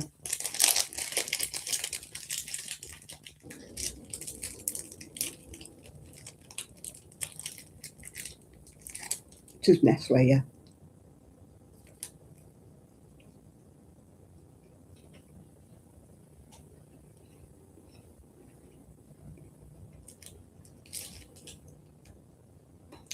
Apparently here, the reason they keep wanting you to have your flu jabs and your other jabs is to get paid per jab over here. So you can't see a doctor unless they want to give you your flu jab. I can't get my flu jab. Every time I go, they've either run out or they're not doing them or I've come on the wrong day.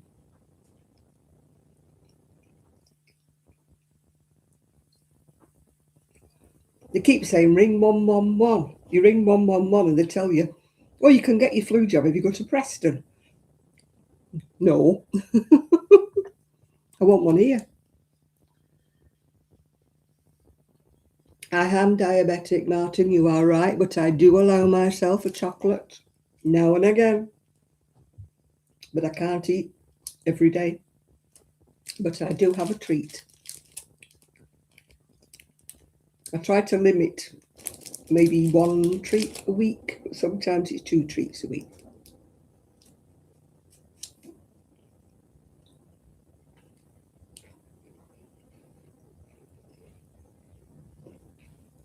I went on a course for my diabetes when I first was diagnosed. And he said to me, don't deny yourself.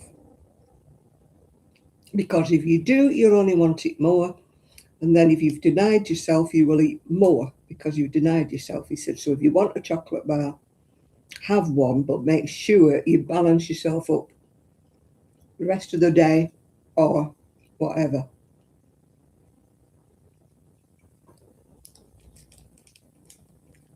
So that's why I can eat my chocolate bar.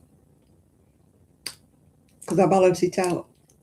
I try not to eat bread. I try not to eat pasta, potatoes. I limit everything that's got hidden sugars in it, if you know what I mean. I try to avoid ready meals. I try to eat as healthy as I can, but obviously you have to be naughty sometimes, don't you?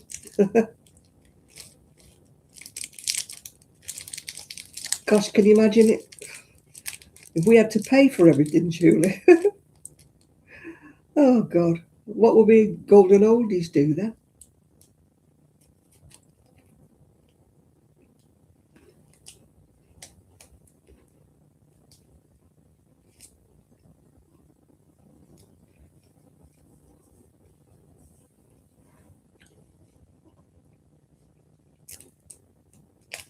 I watch people in America and their specialist or their doctor will change the medication and it'll be something expensive or something, and then the insurance company says, well, I won't pay for it, you know. I'd be like, hang on a minute, I'm paying the insurance here. Excuse me, but you know.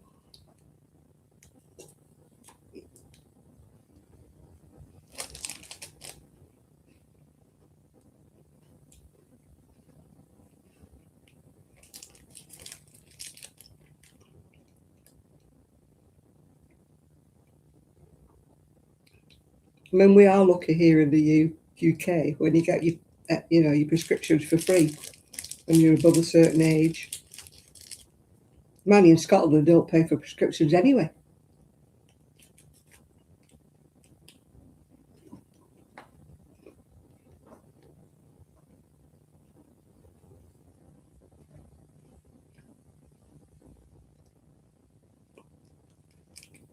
If I had to pay, it's £9 here. £9 something, I think, for one prescription in the UK if you have to pay. I have 13. Can you imagine me every month? That'd be more than my pension, wouldn't it? I'd be losing 1 week's pension. Are you right with the treats? Yeah, I do be careful. How can I put it, maybe? Now I've had this, I won't have anything naughty for the next couple of days. I'll try to be as healthy as I can. I mean, I'm touching wood. My blood sugars are level.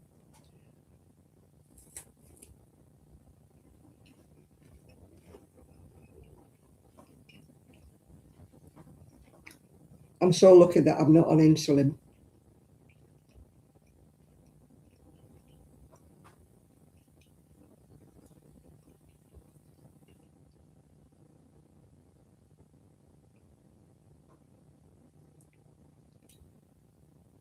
I think I've seen things. I thought I saw something moving out the. It must be floaters or something. I thought I saw something moving out the corner of my eye. I thought, whoa, what was that? Nothing.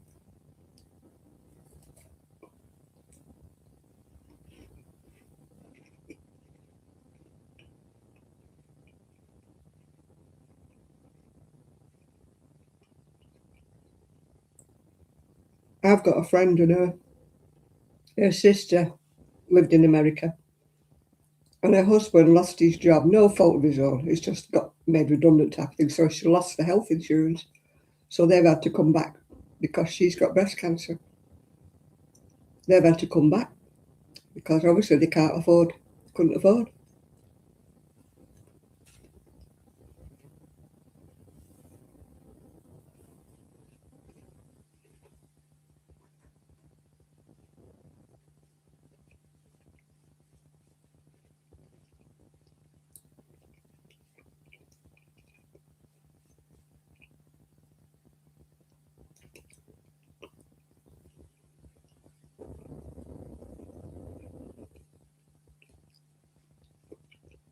Before, when I had to pay for my prescriptions, I used to get a prepaid prescription. You had to pay for it every 3 months, but it was still a heck of a lot cheaper than buying, 13 different prescriptions.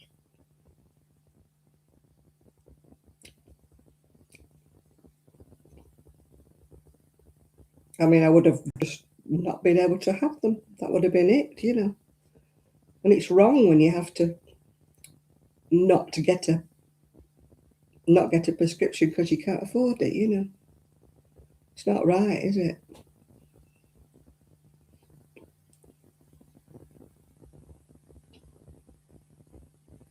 Manny, in the UK, if you're on certain benefits, you don't pay anyway.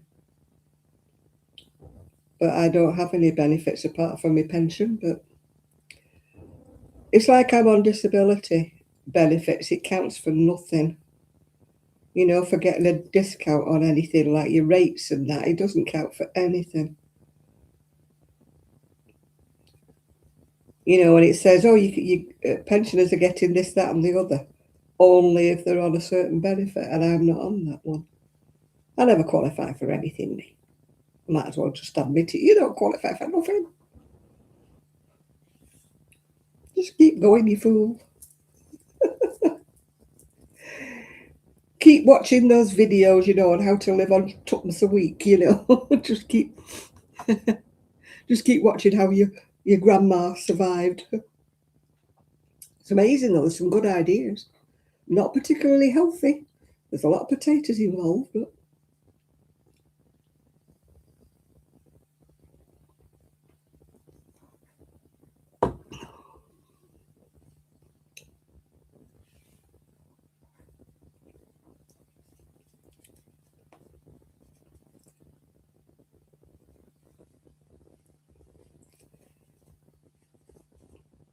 I was watching one program and I thought, oh, that looks nice and healthy. It's like cabbage and carrots and this, that, and the other.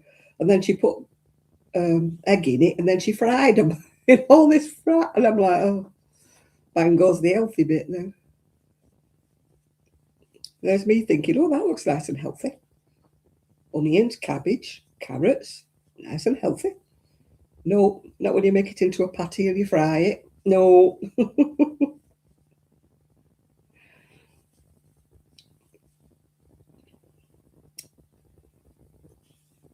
I tried to avoid frying anything. Sometimes you can't avoid it, can you? Yeah, I was thinking it was going to be nice and healthy and go in the oven or something, you know, but no, they fried it. Some things you can't afford, not afford, you can't avoid. Like I like a fried egg. I do try to not fry it in oil type of thing. I use my non-stick pan and stuff.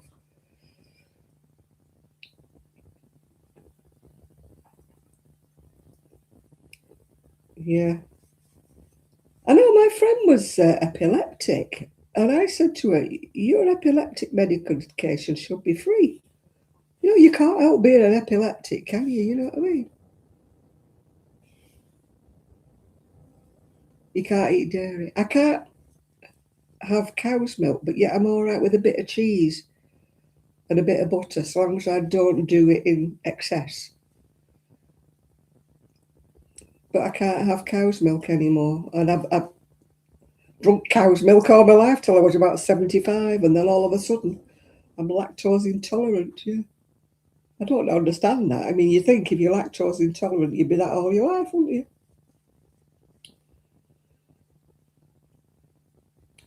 Well, it's like my friend, she's gluten.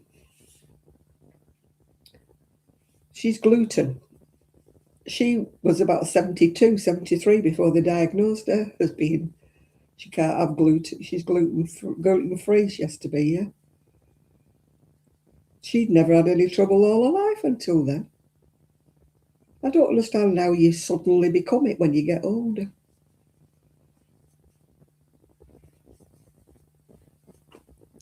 It's like, why am I suddenly diabetic? I said to him. He said, well, a lot of it is age. He said, it's nothing to do with how you eat and what you eat, and that you eating all the wrong things. He said, it's your pancreas stops working as you get older. No, I was never allergic to milk. I used to drink milk by the glassful. I used to love milk. Hot milk and cocoa and stuff like that. All the time. Milk in my porridge, milk everything, you know. And then all of a sudden, about 5 years ago, I started with really bad stomach issues. And they said, just try lactose-free milk. And I did, and a lot of the symptoms disappeared. Not all of them. I still got IBS, yeah. But a lot of it was caused by cow's milk. All of a sudden, why? Like I say, my friend suddenly diagnosed as gluten intolerant, yeah.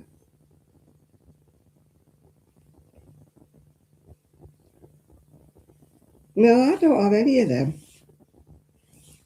It was just stomach issues I had. I had the cameras up, the cameras down, and they couldn't find any issues.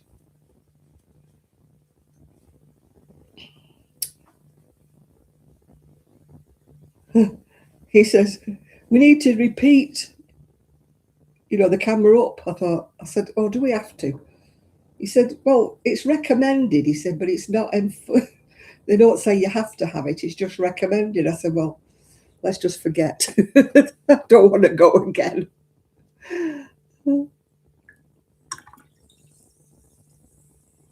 Eggplant intolerant. I'm pretty lucky, really. I'm not allergic to nuts, but I don't eat them because I don't like them. That's not the same thing, is it?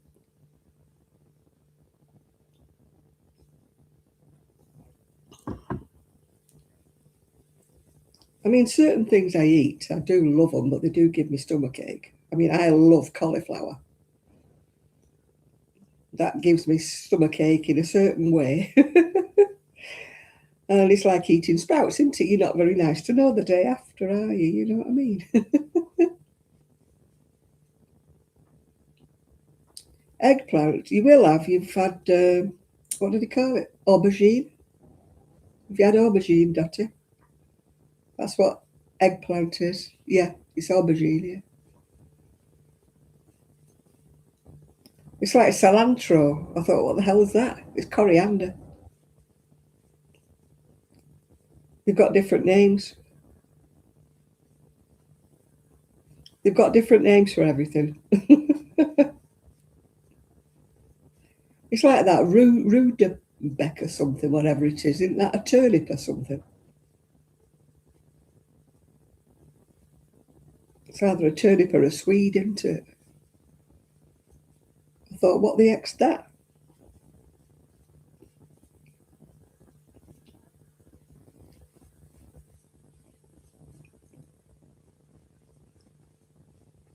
The only thing I don't like about American recipes is they use cups for everything, whereas we use ounces or half a pint, quarter of a pint. We don't use cups, yeah. And you're like, what the heck's a cup? Is it a teacup? Is it a mug? What is it? What's a cup? So you can't use a lot of American recipes because you've got no idea whether it's a half a pint, quarter of a pint, or what.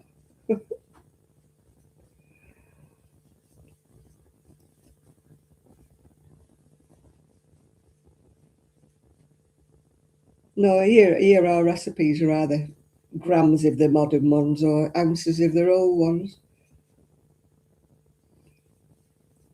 I prefer the good old-fashioned ounces. I know where I am with an ounce.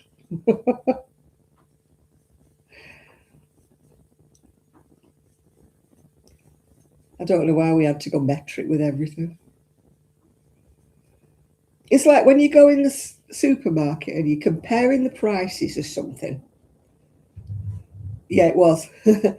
When you're comparing the prices of something like shampoo or something, one says cc's, the other one says millilitres. I mean, how the heck can you compare the price and how much you're getting for your money? Because sometimes if it looks like a bigger thing, it's not. Oh.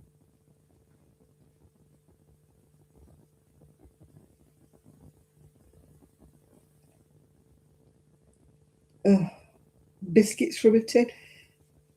I don't get their biscuits. I really don't. Are they like our scones or scones or something? But they're not really, are they?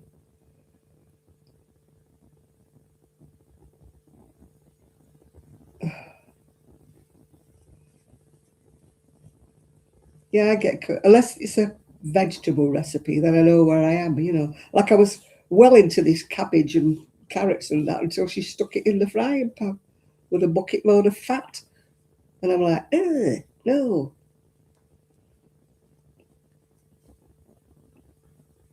You should have put it on a greaseproof paper and put it in the oven. That'd have been all right.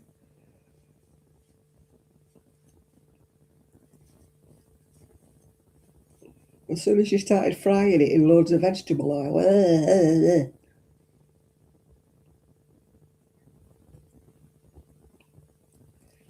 I don't mind aubergine if it's in moussaka. Yeah,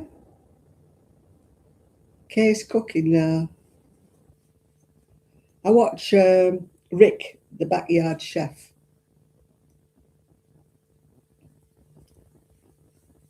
Well, we use ounces and pounds. Well, we were until they started mucking us about, making us go in grams.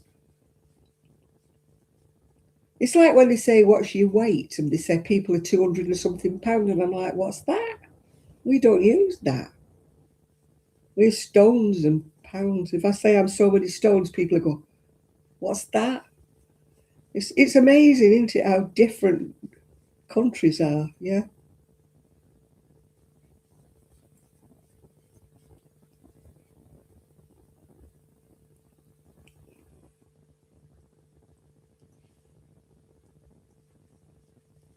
No, Rick, the backyard chef, he does quite basic recipes. They're not exactly slimming, so there are a lot of them are like the old-fashioned recipes, like, you know, corned beef hash and stuff like that. But they're basic, but like not always good for you. It's like the old-fashioned recipes, they're not always good for you because they've always got loads of potatoes in them and things. But they're cheap.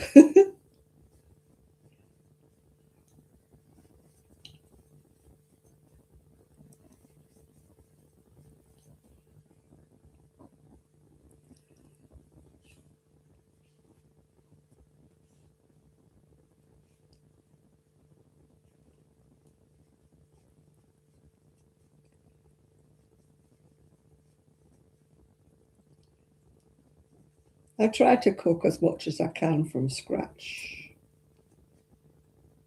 rather than, buy things that are processed. That is the worst thing if you're diabetic, apparently. Not the sweeties and the things that you eat, it's the processed foods.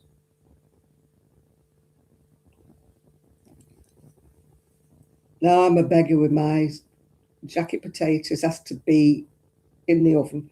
And also I like them with loads of butter and cheese.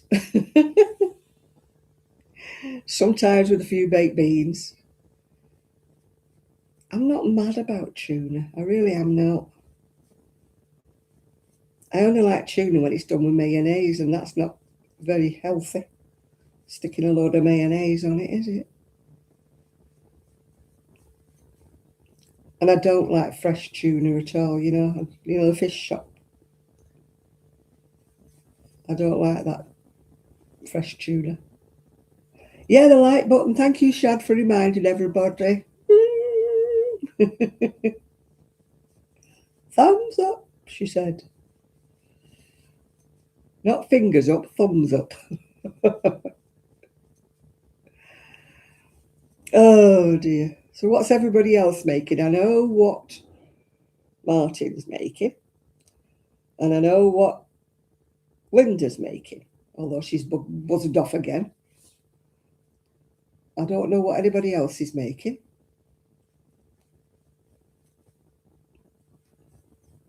Are you doing your crafting while you are talking to me? You talking to me?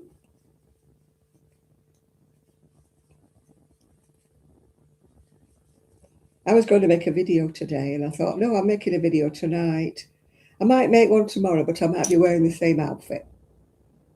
Because sometimes I wear it 2 days together if it's not dirty. Yeah. A hexy cardigan, the purple and green char, yeah, crochet and typing, yeah. Yeah, I've got Simply Crochet magazine, although you won't be overwhelmed by what's in this month's copy. I'm like, while I'm turning the pages. So that's what I was going to do. I was going to show you. But I got carried away today. What was I doing? Did some hoovering, did some tidying, did some of my Fairy Queen jacket, went into the garage because I'd run out of wool.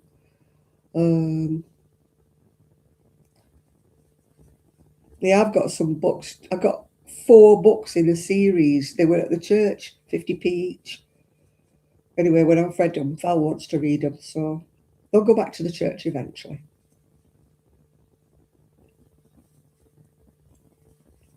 It's unusual you get all 4 of a series. Usually you get 1, don't you?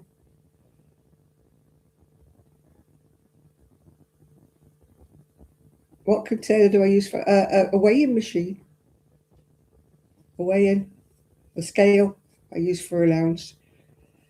For measuring half pints, quarter pints, and millilitres or whatever, I've got a measuring jug, yeah.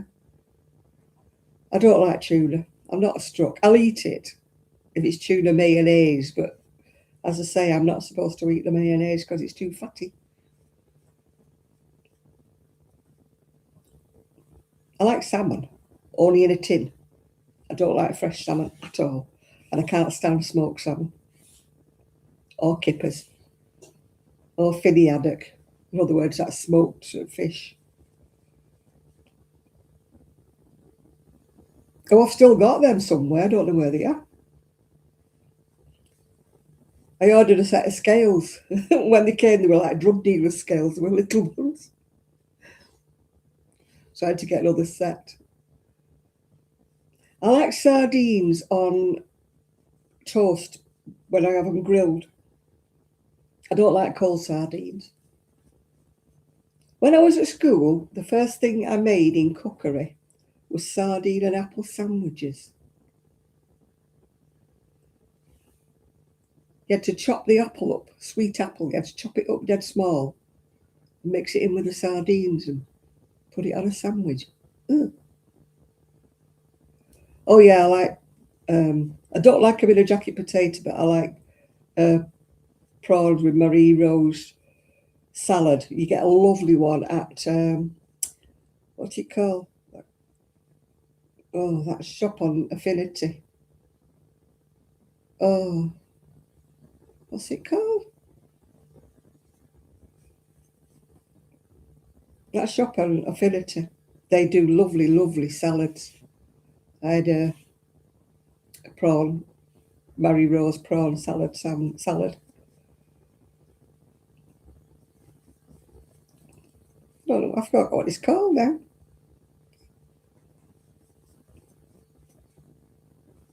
But we go there a lot. It's not the cheapest cafe, but it's the best one. A lot of the cafes in Fleetwood are like transport cafe stuff. It's just ick. Cleveley's cafes are all right, except one that Linda likes and I don't. We use scales all the time in the UK, yeah.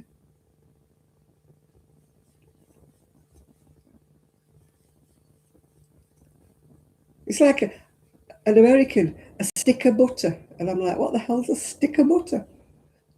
Night, Julie.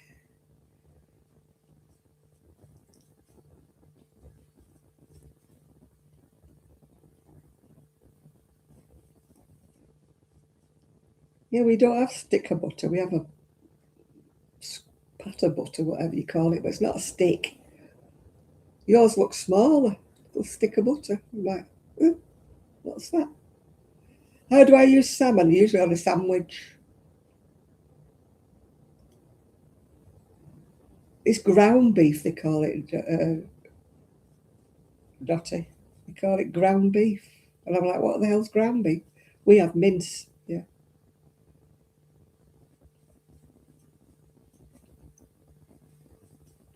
You eat a lot of meatloaf as well in America. We don't.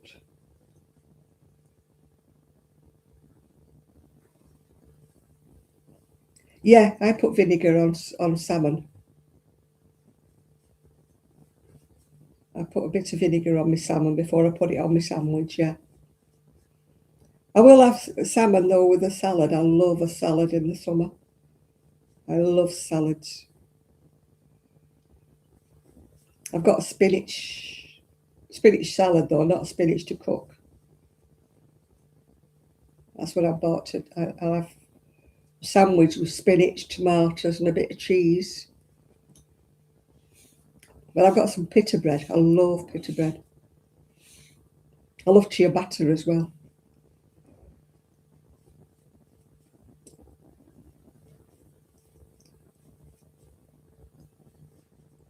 But they don't have it at my local shop here.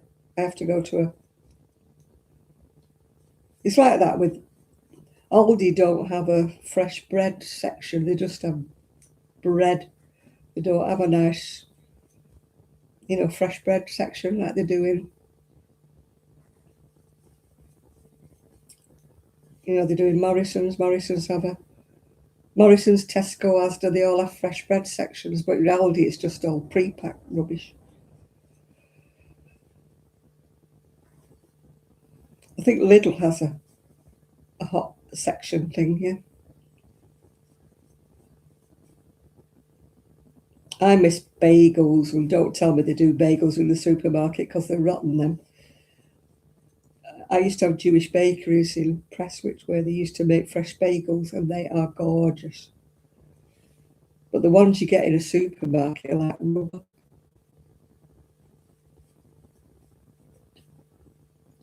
No, you like that carousel, is it? Ooh. It's like a transport cafe. It's really scruffy inside.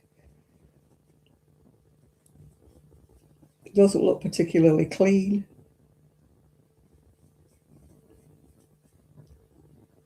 I went there once. My breakfast was swimming in grease. It was horrible. Thought, I'm not coming here again.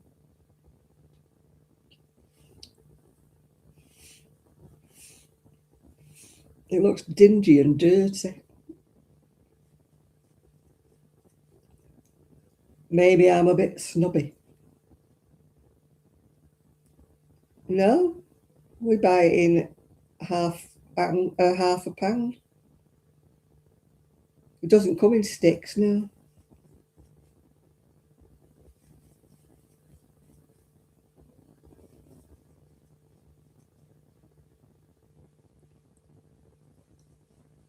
No, I think there's a half a pound in our butter. It's just a pat like that. Fits in the butter dish.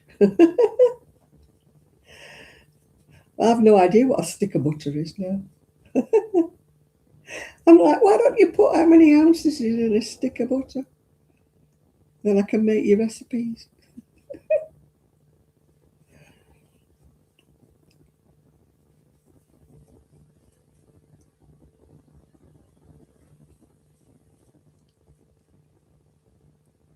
No, if you were making a cake over here, it would say like 8 ounces of flour, 8 ounces of this, 4 ounces of that. It wouldn't say a stick or anything like that, or a cup. It wouldn't say that. So probably you couldn't use our English recipes, or UK recipes, I should say. British recipes.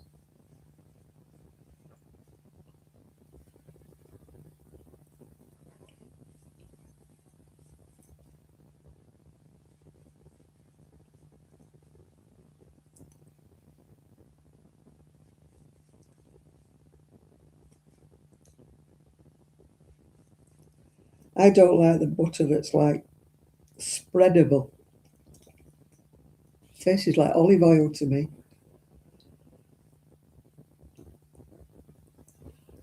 I like my butter that's just butter and not adulterated with anything. I don't want any emulsified fats put in my butter, thank you. Margarine, I cannot stand it. I can taste margarine at 100 yards. The only time I've ever used margarine is when I've been cooking, making a cake, yeah.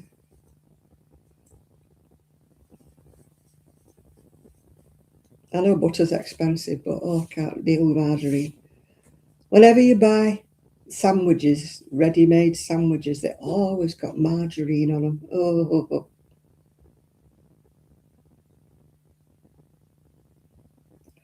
We go to the marina. It's across the road. It's next door.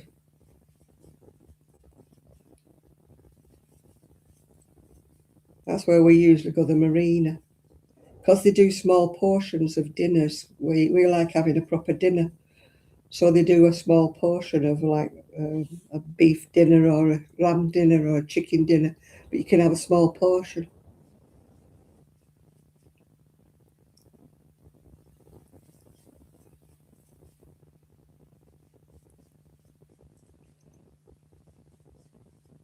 But they're nice and clean, those places. As I say, that carousel looks like it gives a jolly good clean. No, ours comes in. Oh, oh, what am I walking up now? Walking up my shoes. Oh,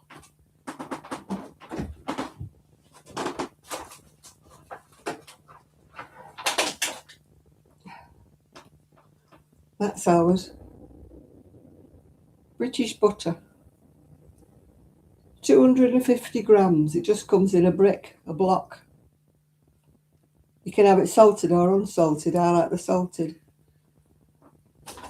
If I was cooking though, I would have unsalted. If I was making a cake. But that's what it comes in. A stick is 4 ounces, all right, no. Butter's gone really expensive here. You know, if you get Lurpak or whatever. I used to like Lurpak, but then it went all spreadable and I don't like that.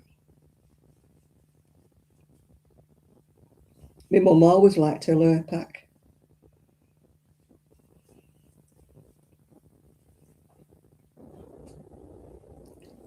Cream cheese. I sometimes get cream cheese, not very often. Hello, Ruth. Yeah, I do. I like cream cheese on a cracker. Usually with pickles. But I don't buy a lot of cream cheese. I think I've got one actually in the fridge at the moment, but I don't buy it a lot.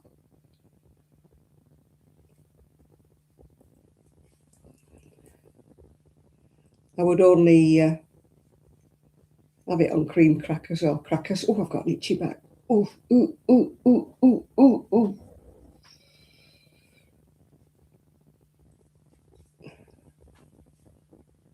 Oh, jam. No, I try not to eat jam because of obvious reasons, Dolly. I do like a little spread of jam on my toast, but only a little scraping. I mean, when I was a kid, I used to lump it on, but now I can't. And I don't buy diabetic jam because I got told not to buy anything that says it's for diabetics when I went on my course. Because usually they're loaded up with sweetness to make them, and it's bad for you. So I got told to just have a tiny little spread of proper normal jam. I like the preserve though, rather than jam. You know, that expensive stuff, which I only have a little scrape on, so it lasts me ages. You know, the strawberry preserve or whatever, apricot preserve.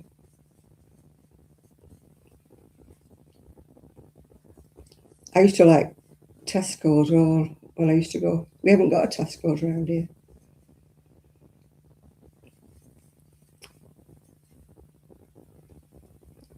It's 250 grams, whatever that is in English. Anybody know what that is in English?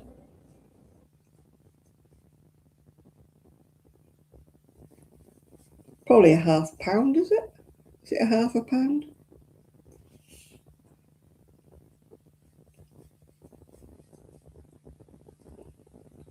We used to be £1/2 and stuff like that, but then we went metric and everything got messed up. Now you don't know what you're getting nowadays.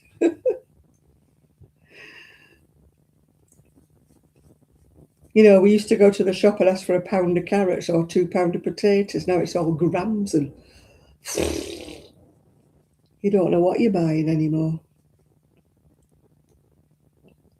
When I used to go shopping for my mum's, you know, to the greengrocers, the proper greengrocers, where they sold everything loose and they used to weigh everything out.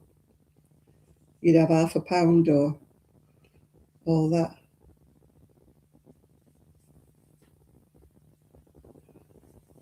We're talking about we call, you know, mincemeat or whatever. You call it ground beef, I think, don't you? And you make meatloaf with it, whatever that is.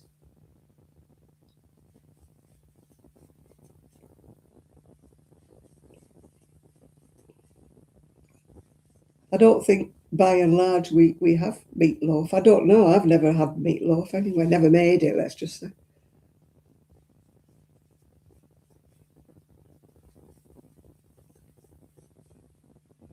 We use mince to make things like hash or shepherd's pie. Or is it? Oh, shepherd's pie is the lamb, isn't it? Cottage pie is the beef, isn't it? Yeah.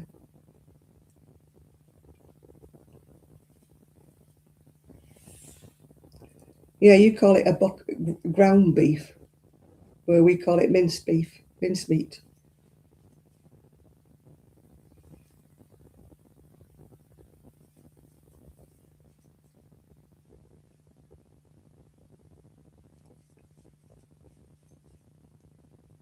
Yeah, we don't have anything called ground beef.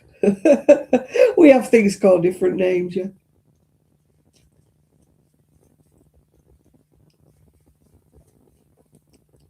Something that's disappeared, I can't find it in, except you go to proper butchers. It's like braising steak or stewing steak. A lot of the supermarkets don't have it anymore. Yeah, I can't understand why you call it hamburger when it's made of beef. When you say a hamburger, we would think it was made out of pork, ham. When they say hamburger meat, yeah. We don't understand that, hamburger. We call it a beef burger, not a hamburger.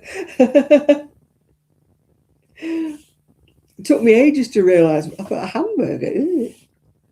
And then I realised you mean a beef burger. Oh, it's different. All the different things you have, different names for things that we don't understand. I mean, the favourite one is the biscuits, isn't it? We call biscuits cookies. The cookies that you call? Ours are biscuits. We don't have anything like your scones. We used to laugh at biscuits with gravy. We used to think, meat gravy, brown meat gravy poured over a cookie is what we used to think it was. I used to think, oh, how can they eat that? I mean, that white slurry stuff you put on the top of a scone. It's alien to us over here. Yeah, about half a pound, yeah. I think it's £2 in money, I think I paid for that. Lurpak is much dearer. I just get the ordinary generic, yeah. I don't like meatloaf. Well, I don't think I like meatloaf. It doesn't look very nice. It looks like a slab of mincemeat cooked.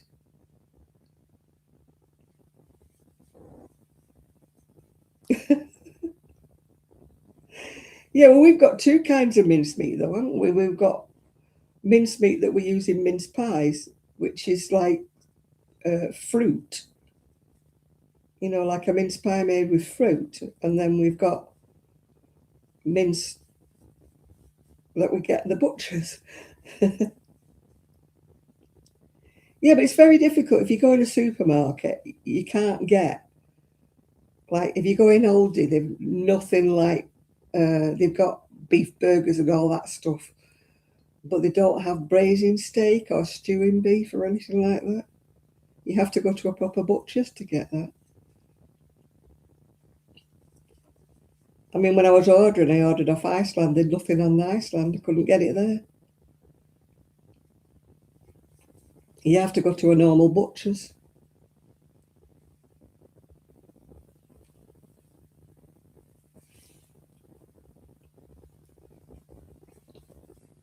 Tesco's used to have it.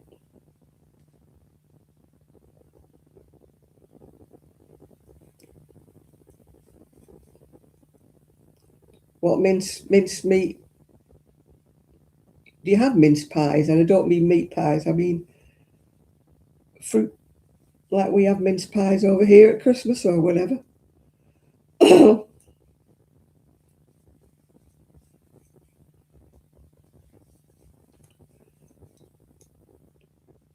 I used to make my own mince meats at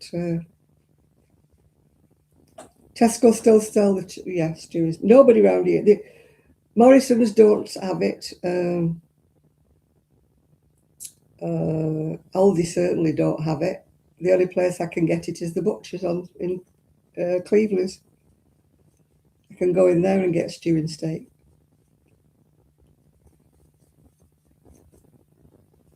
Asda don't seem to have it.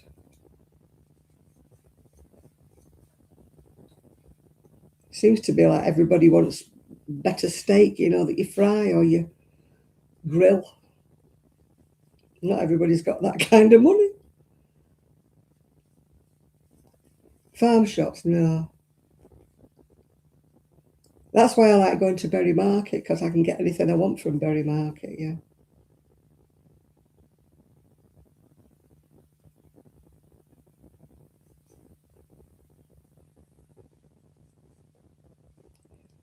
Yeah, you can get meat places where they cut the meat up in, I think Tesco's had one. I think Asda did. But the other ones like Aldi and Lidl, no. It's all pre-packaged stuff.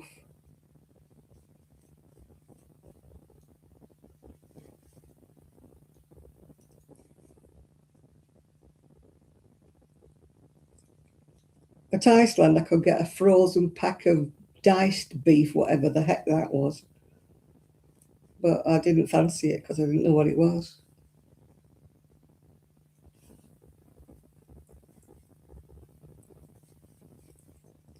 So I'll have to wait until I go in Cleveland's again next time and get some braising steak or stewing steak.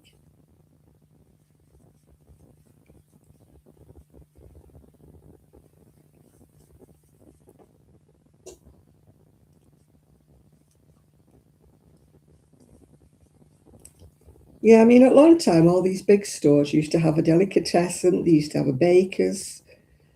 Morrison's do. Morrison's have a baker's. They've got where they do the chickens. They've got, but it's quite a distance for me. I've got to wait till my niece comes to take me to Morrison's, or I have to do it online. But the thing when you're doing it online is you can only get the packages of things that they have. You can't go and get it like you can get from the counter.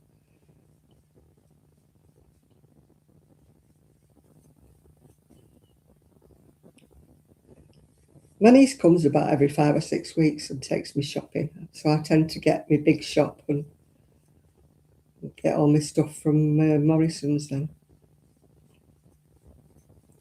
I know that Martin likes Aldi, but I'm not struck.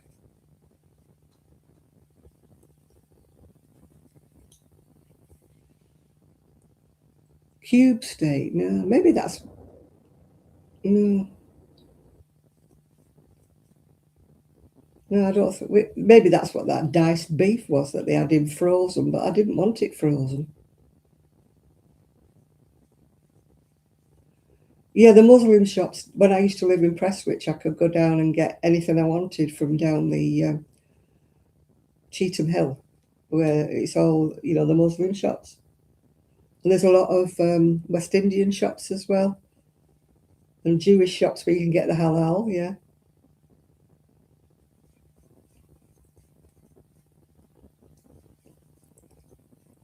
I used to like going down to Cheetham Hill for all the variety, different vegetables that you never see in the normal supermarkets. They cater for, like the West Indians that have different vegetables than we do. I mean, I don't like okra, but you'd never get okra in Tesco's,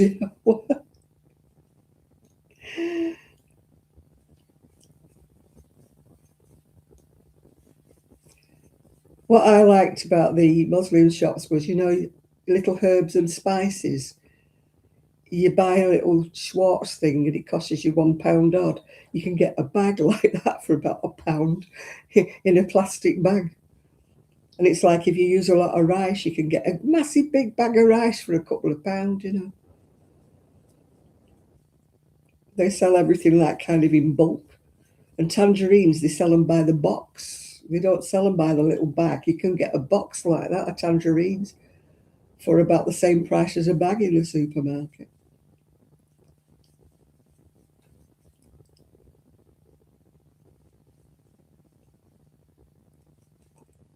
It's probably because they cook a lot of their own food. They don't use you know, they cook everything, don't they, from fresh, yeah.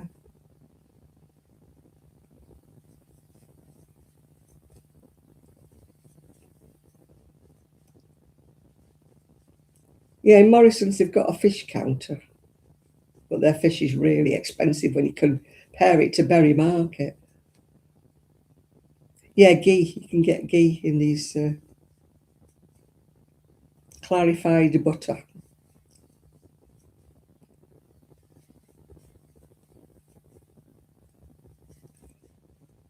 Yeah, I can fill my trolley in Berry Market for the same price as going to the supermarket and getting a little bit.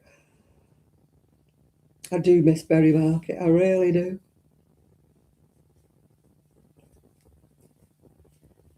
You know, the cheese counters and everything, and the fresh veggies. You buy your veg from there in the market, and I mean, honestly, 2-3 weeks later, it's still all right in your fridge. I buy veg from Aldi and I'm throwing it away after a week. Chucking it out, it's gone manky. Especially strawberries, 2 days after you buy strawberries, they're growing fur.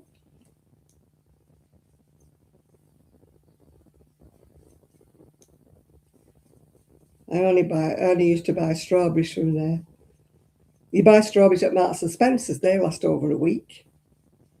But don't ask me what Aldi do to the strawberries, but honestly, they're growing fur after a couple of days.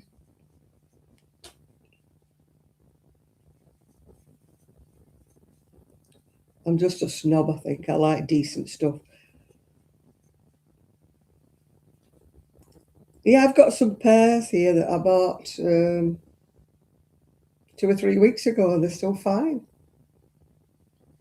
And my apples I got from Berry Market, would you believe I've still got them? And they're still all right. They're still edible. They're getting a little bit crinkly now. I think I need to stew them, I think.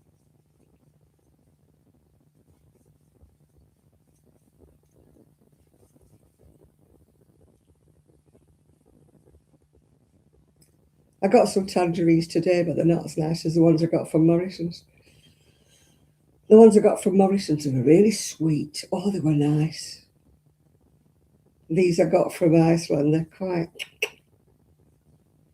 soury. I like my oranges to be sweet. Tra-la-la-la-la-la-la. La la la la la la la la. I'm still on my first 200 grams, so I think 3 will do a cardigan for me. In which case I can do another blue one. You have to stay away from acidic fruit. No, I'm all right with fruit. I can't have as much as I used to. I used to eat fruit for fun, but now I can't because of the sugars in fruit. I know it's natural sugars, but it's still there. I used to have 4 or 5 pieces of fruit every single day. I used to be chomping through, oranges, bananas, apples. I still have banana, but I have it usually on my cereal. I have a banana in the morning with my porridge.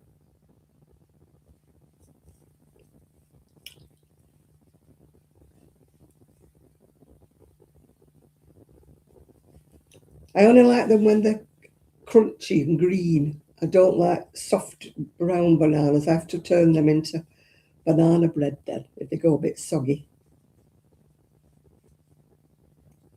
I can't be doing when they go soft. Ooh. I like banana split. Blob of ice cream.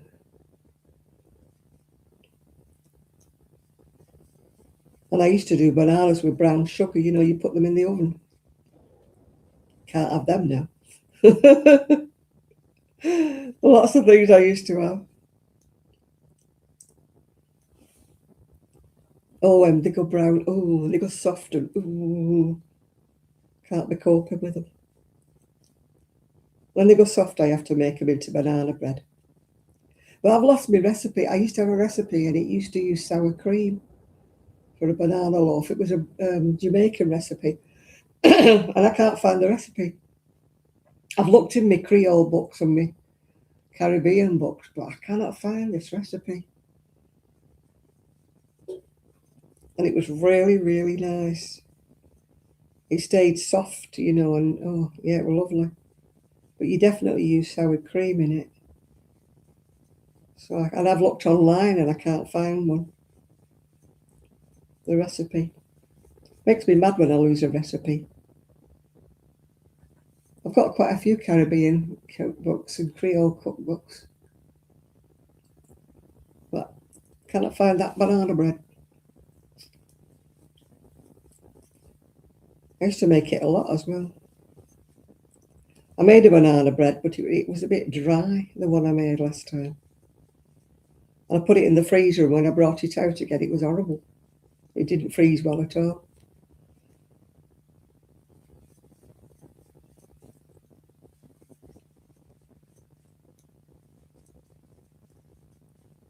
I used to do a lot of baking, but that, of course, out the window, isn't it? When you're diabetic, you can't eat it the same. On my day off, I used to make at least 3 or 4 cakes, and you know, my son doesn't like cake, but he used to like mine. You know, and I used to make chocolate cake and sponge cake and banana cake. Yeah, he'd eat all mine. Lemon cake I used to make, and yet he doesn't eat shop bought cake.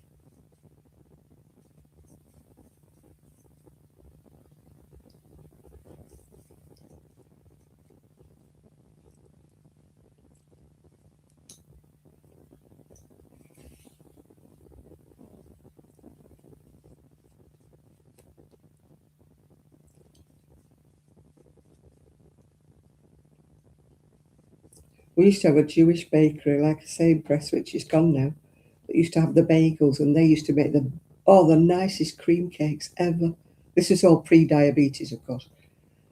They made lovely, lovely fresh cream cakes, and they used to make a cream cheese, like a turnover thing with cream cheese. Oh, it was gorgeous.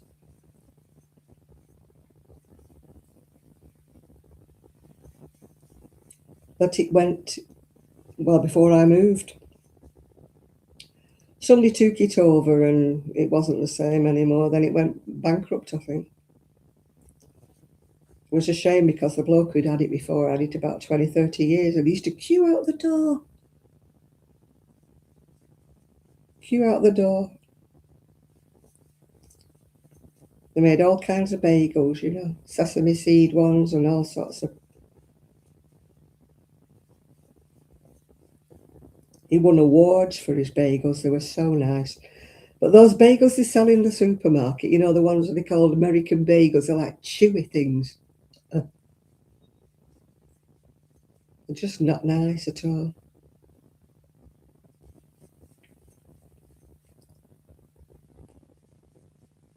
I mean, of course, there's not many Jewish people around here, so there's no Jewish bakers around here. Can't get fresh bagels anymore.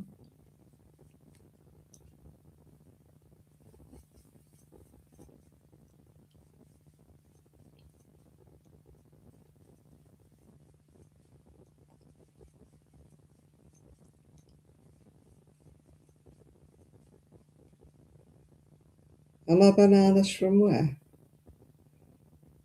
No, these bananas are from Morrison's, I think. I don't know where they come from originally because they haven't got any labels. We used to always get Fife's bananas because they came from the Caribbean, didn't they? But I don't know where they're grown now.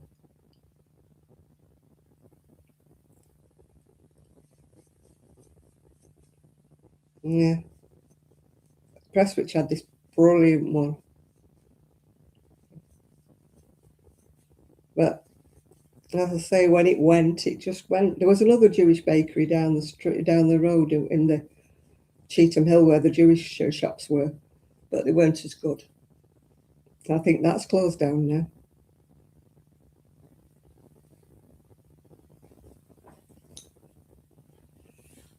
I don't know how you make bagels because they don't use, what do they not use? They don't use preservatives, do they, in anything in the Jewish bread?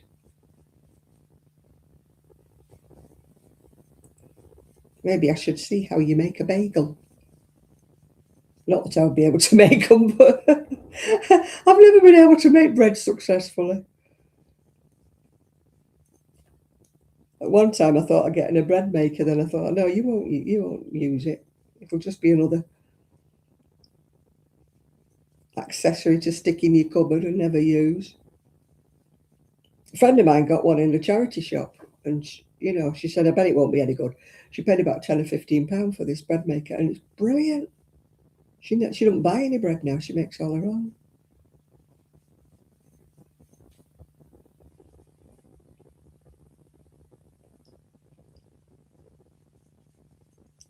I like French bread, French sticks, and I mean the French, they bake the bread about 4 times a day. They won't eat bread if it's more than 3 hours old. Yeah.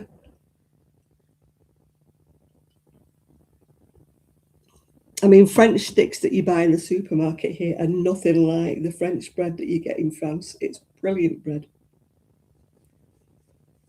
I could sit and eat the bread just on its own, nothing else with it, just the bread.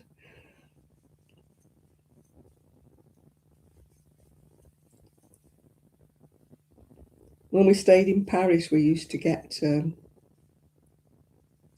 French stick and some French cheese and ham and stuff. And we used to make our own, because we were only in sort of bed and breakfast in this place where we stayed in France. And the restaurants were really, really expensive. So we used to economise by making our lunch.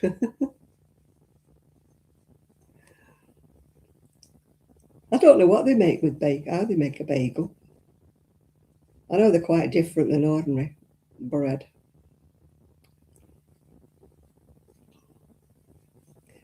I'm funny with my bread. I don't like bread with bits and pieces in and seeds and stuff. Ugh.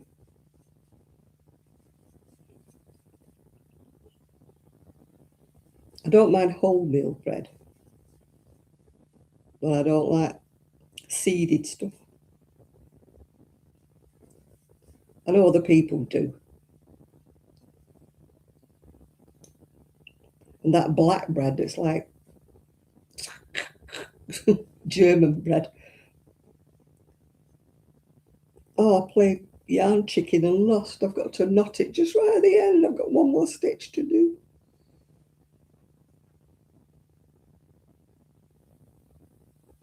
The grower, I don't know. It doesn't say. We just buy our bananas in a bunch. We just buy them in a bunch. It doesn't have anything written on them. It's just bananas. It might say on the label in the supermarket who makes them, but I don't know. It used to be Fifes.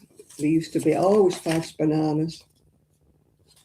But we don't see them anymore. I think it's something to do with them coming from the Caribbean or something. I don't know what it was, but all the bananas used to be Fifes at one time. Oh, you're back again, Val. Hooray! You made him his milk, have you? And popped him off to bed. You packed him off, have you?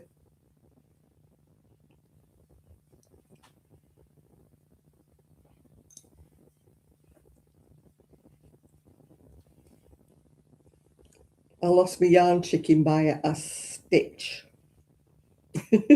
I'll darn it in. It's right on the end, isn't it? He's watching me. Here you go, Eric.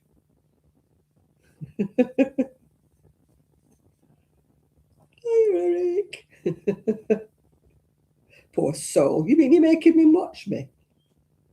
Is that his penalty or his punishment for the day? We shouldn't say hi, Dolly. We should say hello, Dolly. Oh, hello. I'm mad in case you've not realised it. I always feel sorry for people watching the replay.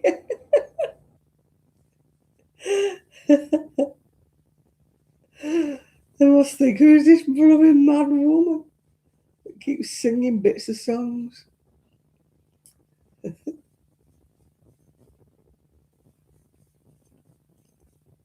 Hey ho.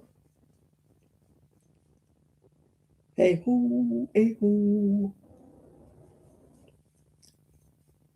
It's nice being a bit into, I'd hate to be classed as normal. Must be pretty boring. Can you imagine being Mr. and Mrs. Boring, sat there watching the telly together and, oh, no thanks.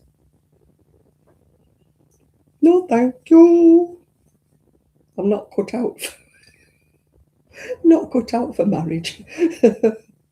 I wasn't built for it.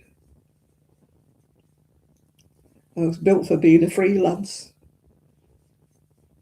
going everywhere on my own. Oh dear. Yeah, you better send him to bed. Well, you don't want him corrupted by my madness. Oh, the Tanner film. Yeah, the Tanner hop. Yeah. Yeah, it used to be sixpence or ninepence to go to the pictures.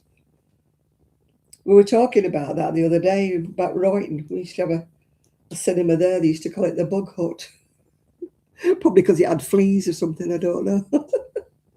It was always known as the Bug Hut, yeah.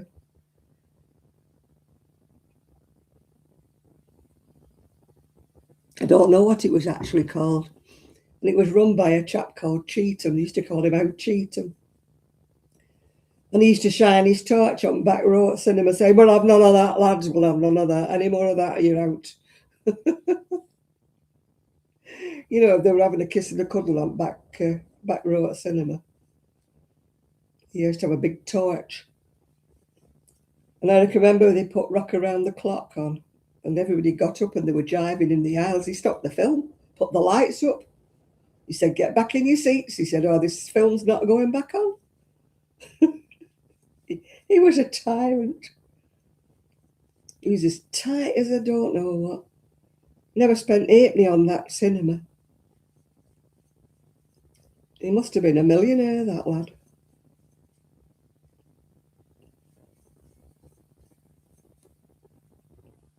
Yeah, we used to go. Well, I didn't go much. My mum and dad never had. I used to go to ballet on a Saturday morning, but they used to go to the cinema on a Saturday morning.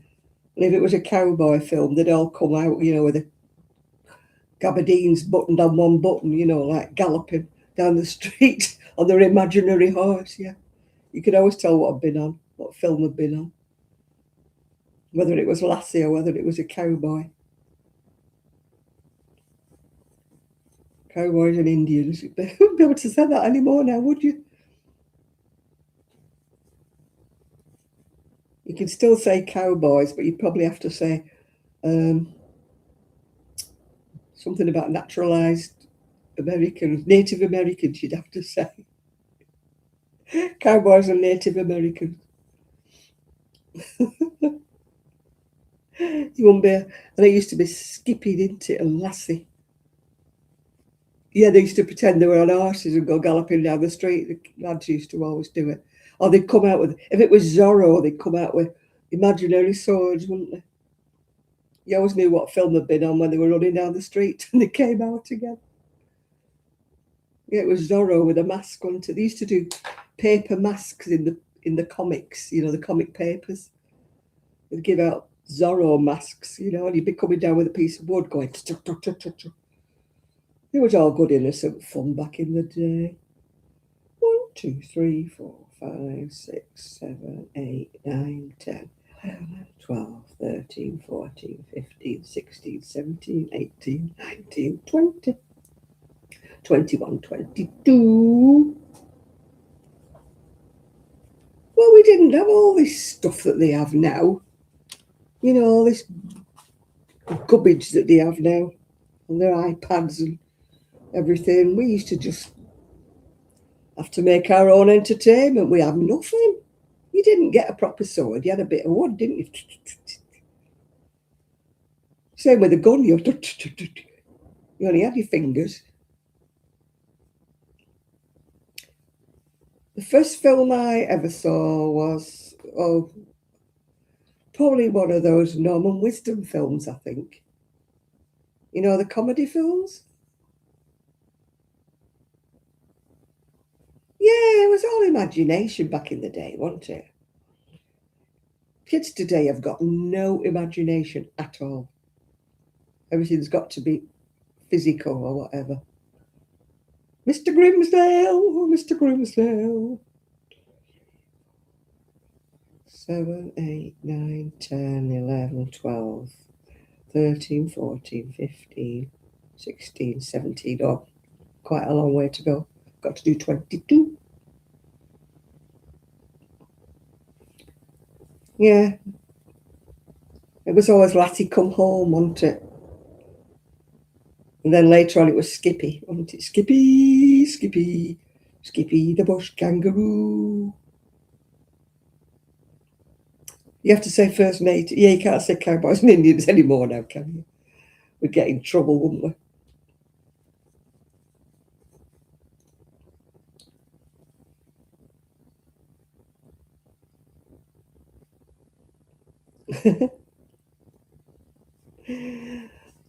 Well, I was born like after the war, so there was always some bits of houses that have been either bombed out or fell down or something. So there was always loads of bricks and half empty houses that you could play in.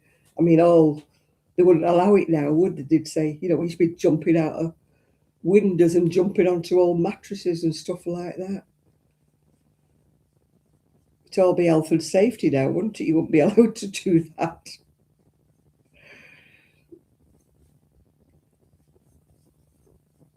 Making a bogey out of an old pram, it never had any brakes or anything, did it?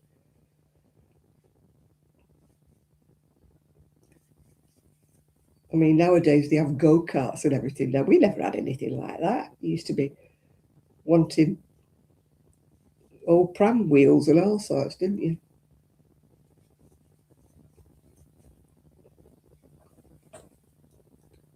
You used to pinch your mother's brush and make a maypole, didn't you? Oh, when you think we were all just kind of innocent, weren't we, back then? We had nothing, but you played with nothing. You made kind of, I don't know.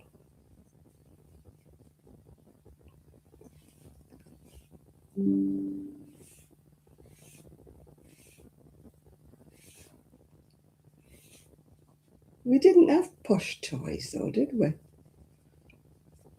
Well, I mean, after the war, there was no such thing like the metal and stuff was all. I remember my dad, when he got my first Dolly's pram, he walked all the way to Rochdale to get this little doll's pram for me. And it was really tinny. In fact, I cut my finger on it. It was that badly made, really. But my dad, and he had to walk all the way back from Rochdale with it because they wouldn't let him on the bus with this doll's pram.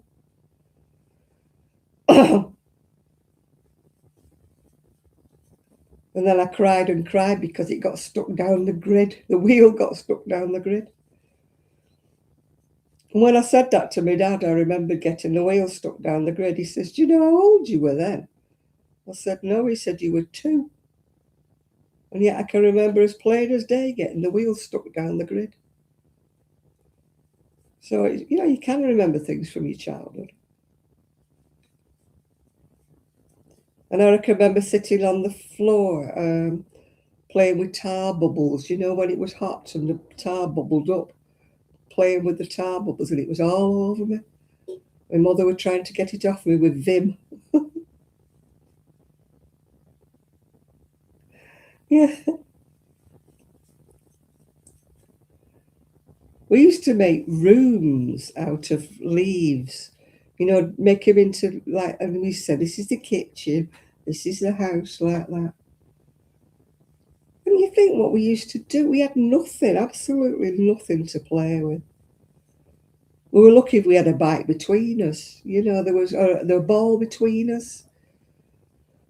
You didn't have everybody didn't have a football. Yeah,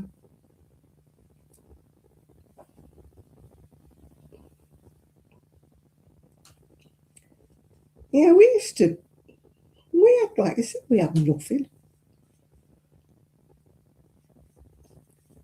But I bet we had better imaginations. The kids today cannot play with anything. They can't play. They have to just wreck things. When I see kids throwing things across rooms and smashing things up and taking all the wheels off cars and throwing them, and I'm like, no. If you didn't have so much stuff given to you, you would treat them with a bit more respect. Oh yeah, we used to put a blanket over the washing. My mum used to have to let the washing line down to make a loop. We put a blanket over the top. We put bricks or something around the ends to make it stay down. And when we were in the house, if it was raining, I'd put a blanket over the. We had a big square table in the middle of the room, yeah, and I'd be underneath the table in me den. I'd take my teddies and everything and a cushion in there. I'd be underneath the table in my den.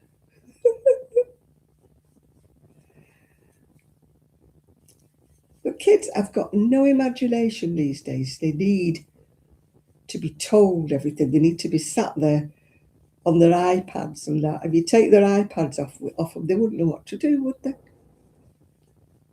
They can't play. They've got no imagination.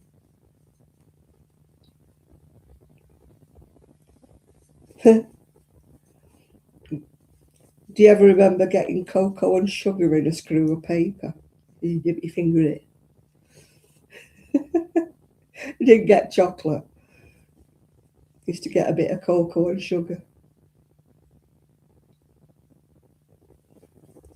Yeah, kids today, they can't do any. My friend's son came the other Saturday and he's like that on his phone. Didn't get a word out of him. He just was on his phone the whole time he was here. Not a peep out of him. Not a sound out of him. He never even spoke. I don't think he said hello. Well, that's teenagers today.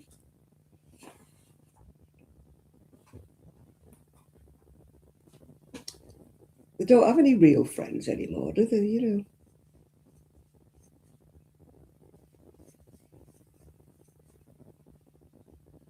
And I used to say to my dad, I'm thirsty. He used to say, Corporation Pop. That's what you're getting. In other words, that was water out the tap. Corporation Pop. There was no such thing as a Coca-Cola back then. If you were lucky, you got a Ribena.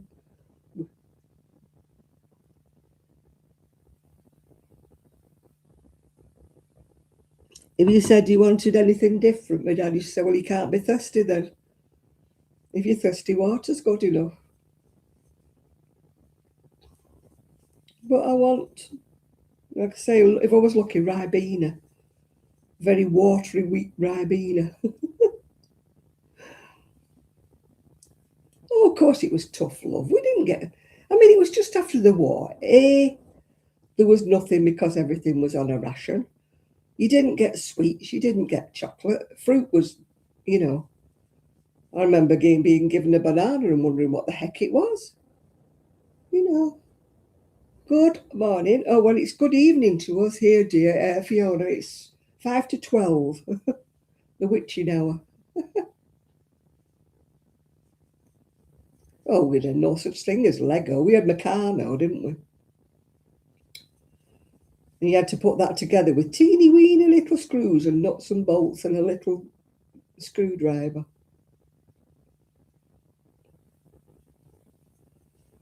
I didn't know what a kiwi was until I was married.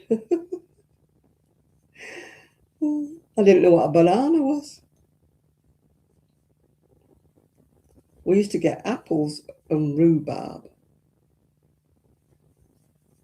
That was it, really, I think. And then eventually, after the war, we got oranges. But during the war, I mean, well, just after the war, everything was on a ration. My mum gave me this banana like it was, you know, something special, and I just didn't even know what to do with it. I don't think I even liked it. Yeah, you call it that. Ours was Meccano. It was like metal strips like that with holes in. You screwed it together. And if you were very, very posh, you got a little motor. So you could make things that went round and round. But I never had a motor. It's 5 to midnight here, the witching hour. That's when I usually go to my beddy bows, the witching hour. So I finish my back, and started my front nearly up to the armhole. Be finished this week, this. Mind you, I'll be going back to, those were younger than me, tiny tears. No, we didn't have them. Mine was a celluloid doll. I bet you don't know what one of them is. And if you bumped it, its head used to go in. And my dad used to have to get the hairdryer, and if you hairdryed it, it used to pop out. And I used to have to put new elastics on all my dolls, yeah. Because inside the arms and the legs, there was a big elastic with hooks. And my dad used to have to hook it through, put new elastics on my doll. But its arms and legs would fall off, yeah. Yeah, that was what we had, Chris, yeah.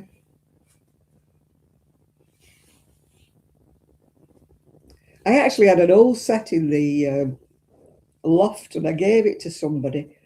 And afterwards, somebody said, "My God, you could have sold that. It was worth a fortune." It was the old metal Meccano. It was a full set, and I gave it to somebody. It was in the loft. And everybody's going, "Ah, yeah, they're selling them for 20, 30 quid." But you don't think, do you, you know? You just think it's rubbish at the time, don't you? Or nobody will want it.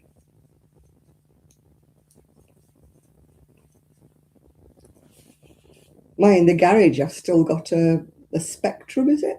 A little rubber thing. I've still got one of them in the garage that belonged to me, so. It doesn't work, but somebody said, "Oh, you sell it, they get them to work." I mean, it must be what? 40 years old at least? No, 45 years old it must be. Our was probably about 10 or something when we got it for him.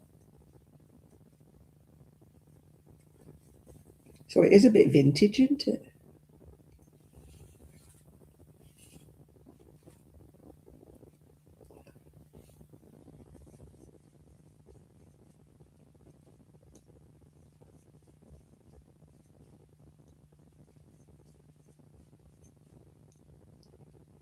Yeah, I used to have a beautiful doll that belonged to my auntie. And it was a China doll. She'd had it from being a little girl. And she let me borrow it on the strict understanding that if she ever had a girl, she wanted it back. And her first two children were boys, so I thought, oh, I'm all right here. And then the third one came along and it was a little girl. So she said, "Oh, don't give it her back yet. She's not old enough." So when she was about 5, I gave it to her back. And she dropped it and smashed its head because it was porcelain, wasn't it?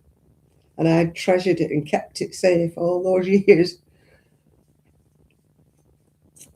And she dropped it and smashed it. She only had it a week. And I'd had it about 10 years and looked after it. Joan, it was called. Did I make clothes? Yes. I used to use my auntie's treadle machine from the age of 5. She allowed me to use her treadle machine. And like somebody said, once you've sewn your finger, you don't do it again. Yeah, I put the sewing needle right through my fingernail. Oh, that didn't half hurt. Yeah, I used to knit for my dolls as well. I couldn't crochet back then. I used to knit, yeah. I didn't learn to crochet till I was about 13, yeah. But I was knitting from the age of about 5. It's funny though, because I used to knit little cardigans for my dolls without a pattern back then, 5, 6 years old. Used to knit little cardigans for my dolls. So people who say, you know, "Oh, I need a pattern," or "I can't do it without a YouTube," and I'm like, "What? There was no such thing." I was a kid. There were no dolls patterns even. You had to just make them up as you went along. Or as my mum used to call them, doll rags.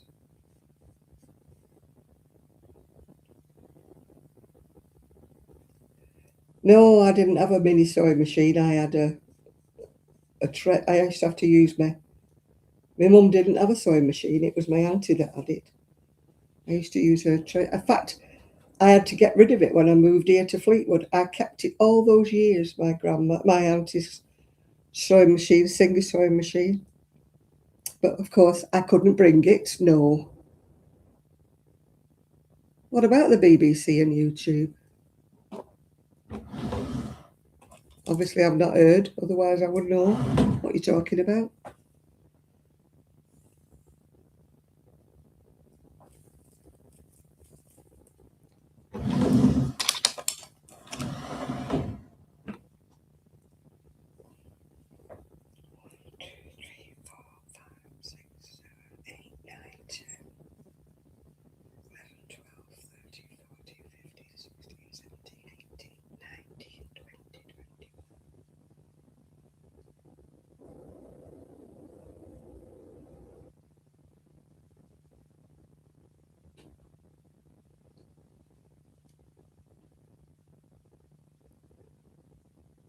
When I was little, do you remember the milk bottles that used to have silver tops? I used to cut them up into shapes and sew them on my dolly's clothes like they were sequins, because I didn't have any sequins. Yeah, I used to cut up pieces of silver foil tops off the milk bottles.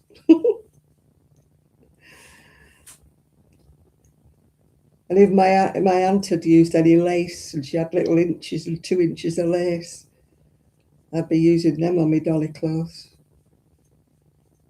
You know, she'd have little bits of ribbon and lace and stuff. Oh, I was always... Well, you do things like that when you don't have stuff. You invent your own, don't you? So what is there about YouTube and BBC? Come on, Nathan. Well, I've got a TV licence, so I don't know why I have one, but I do, yeah.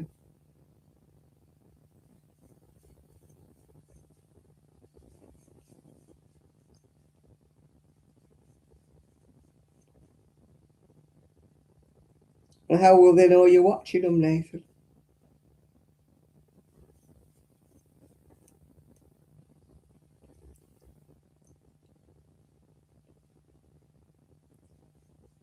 I've got a TV licence, but I very rarely watch the telly. I just watch odd things on it. Like tomorrow I'll be watching Call the Midwife. And that's all I've been watching all week. I mean, at one time I used to watch all different programmes, but now I don't.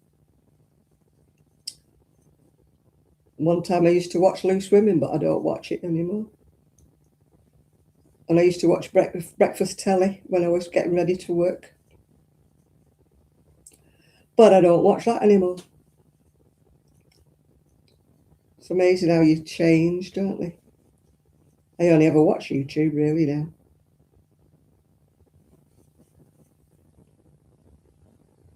You're never in, Linda. That's why you never watch the telly.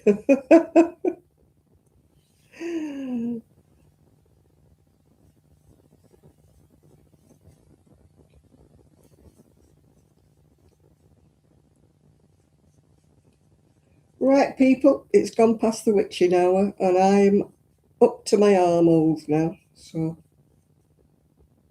I'm up to the armhole shaping, and it's worked out nicely because the knotty bit is worked out onto the side seam. So that was good, wasn't it? Good bit of planning, Janet, good bit of planning. So hopefully you'll see this finished in the week. But I've got to finish that other one first. I've got to finish off my fairy jacket. That's taking me ages to do because it's all patterned and it's on a smaller hook. Right, people, so thank you very much for keeping me company. I'm going to take my pills and get myself to bed with the heat pad. So I can take my mittens off when I get in bed. Thank you, Chris. Thank you. So I shall see you all. No, I've not thought about it. I should do really, shouldn't I? But I haven't done yet. Yeah, I might make a video tomorrow. I may be wearing the same outfit. I might change my beads or something just to be a bit different, or I might change my cardigan just to be a bit different. And I'll let you see that wonderful Simply Crochet magazine. You'll all be wowed by it all. Not. But still, you might want to look at it anyway, mightn't you? Yeah. So that's what I shall do. And if I've done any more at me what's it, my fairy cardigan, I might let you see that as well. Even though it's got a different colour around the bottom, which spoils it really, but still, never mind. I won't pull it undone. There's no other way I could finish it. I'll finish it. Whether I wear it or not is another matter, but I'll finish it. Anyway, bye everybody. See you all very soon. Bye. Thumbs up, subscribe, whatever. Bye now. Tell all your friends. Bye.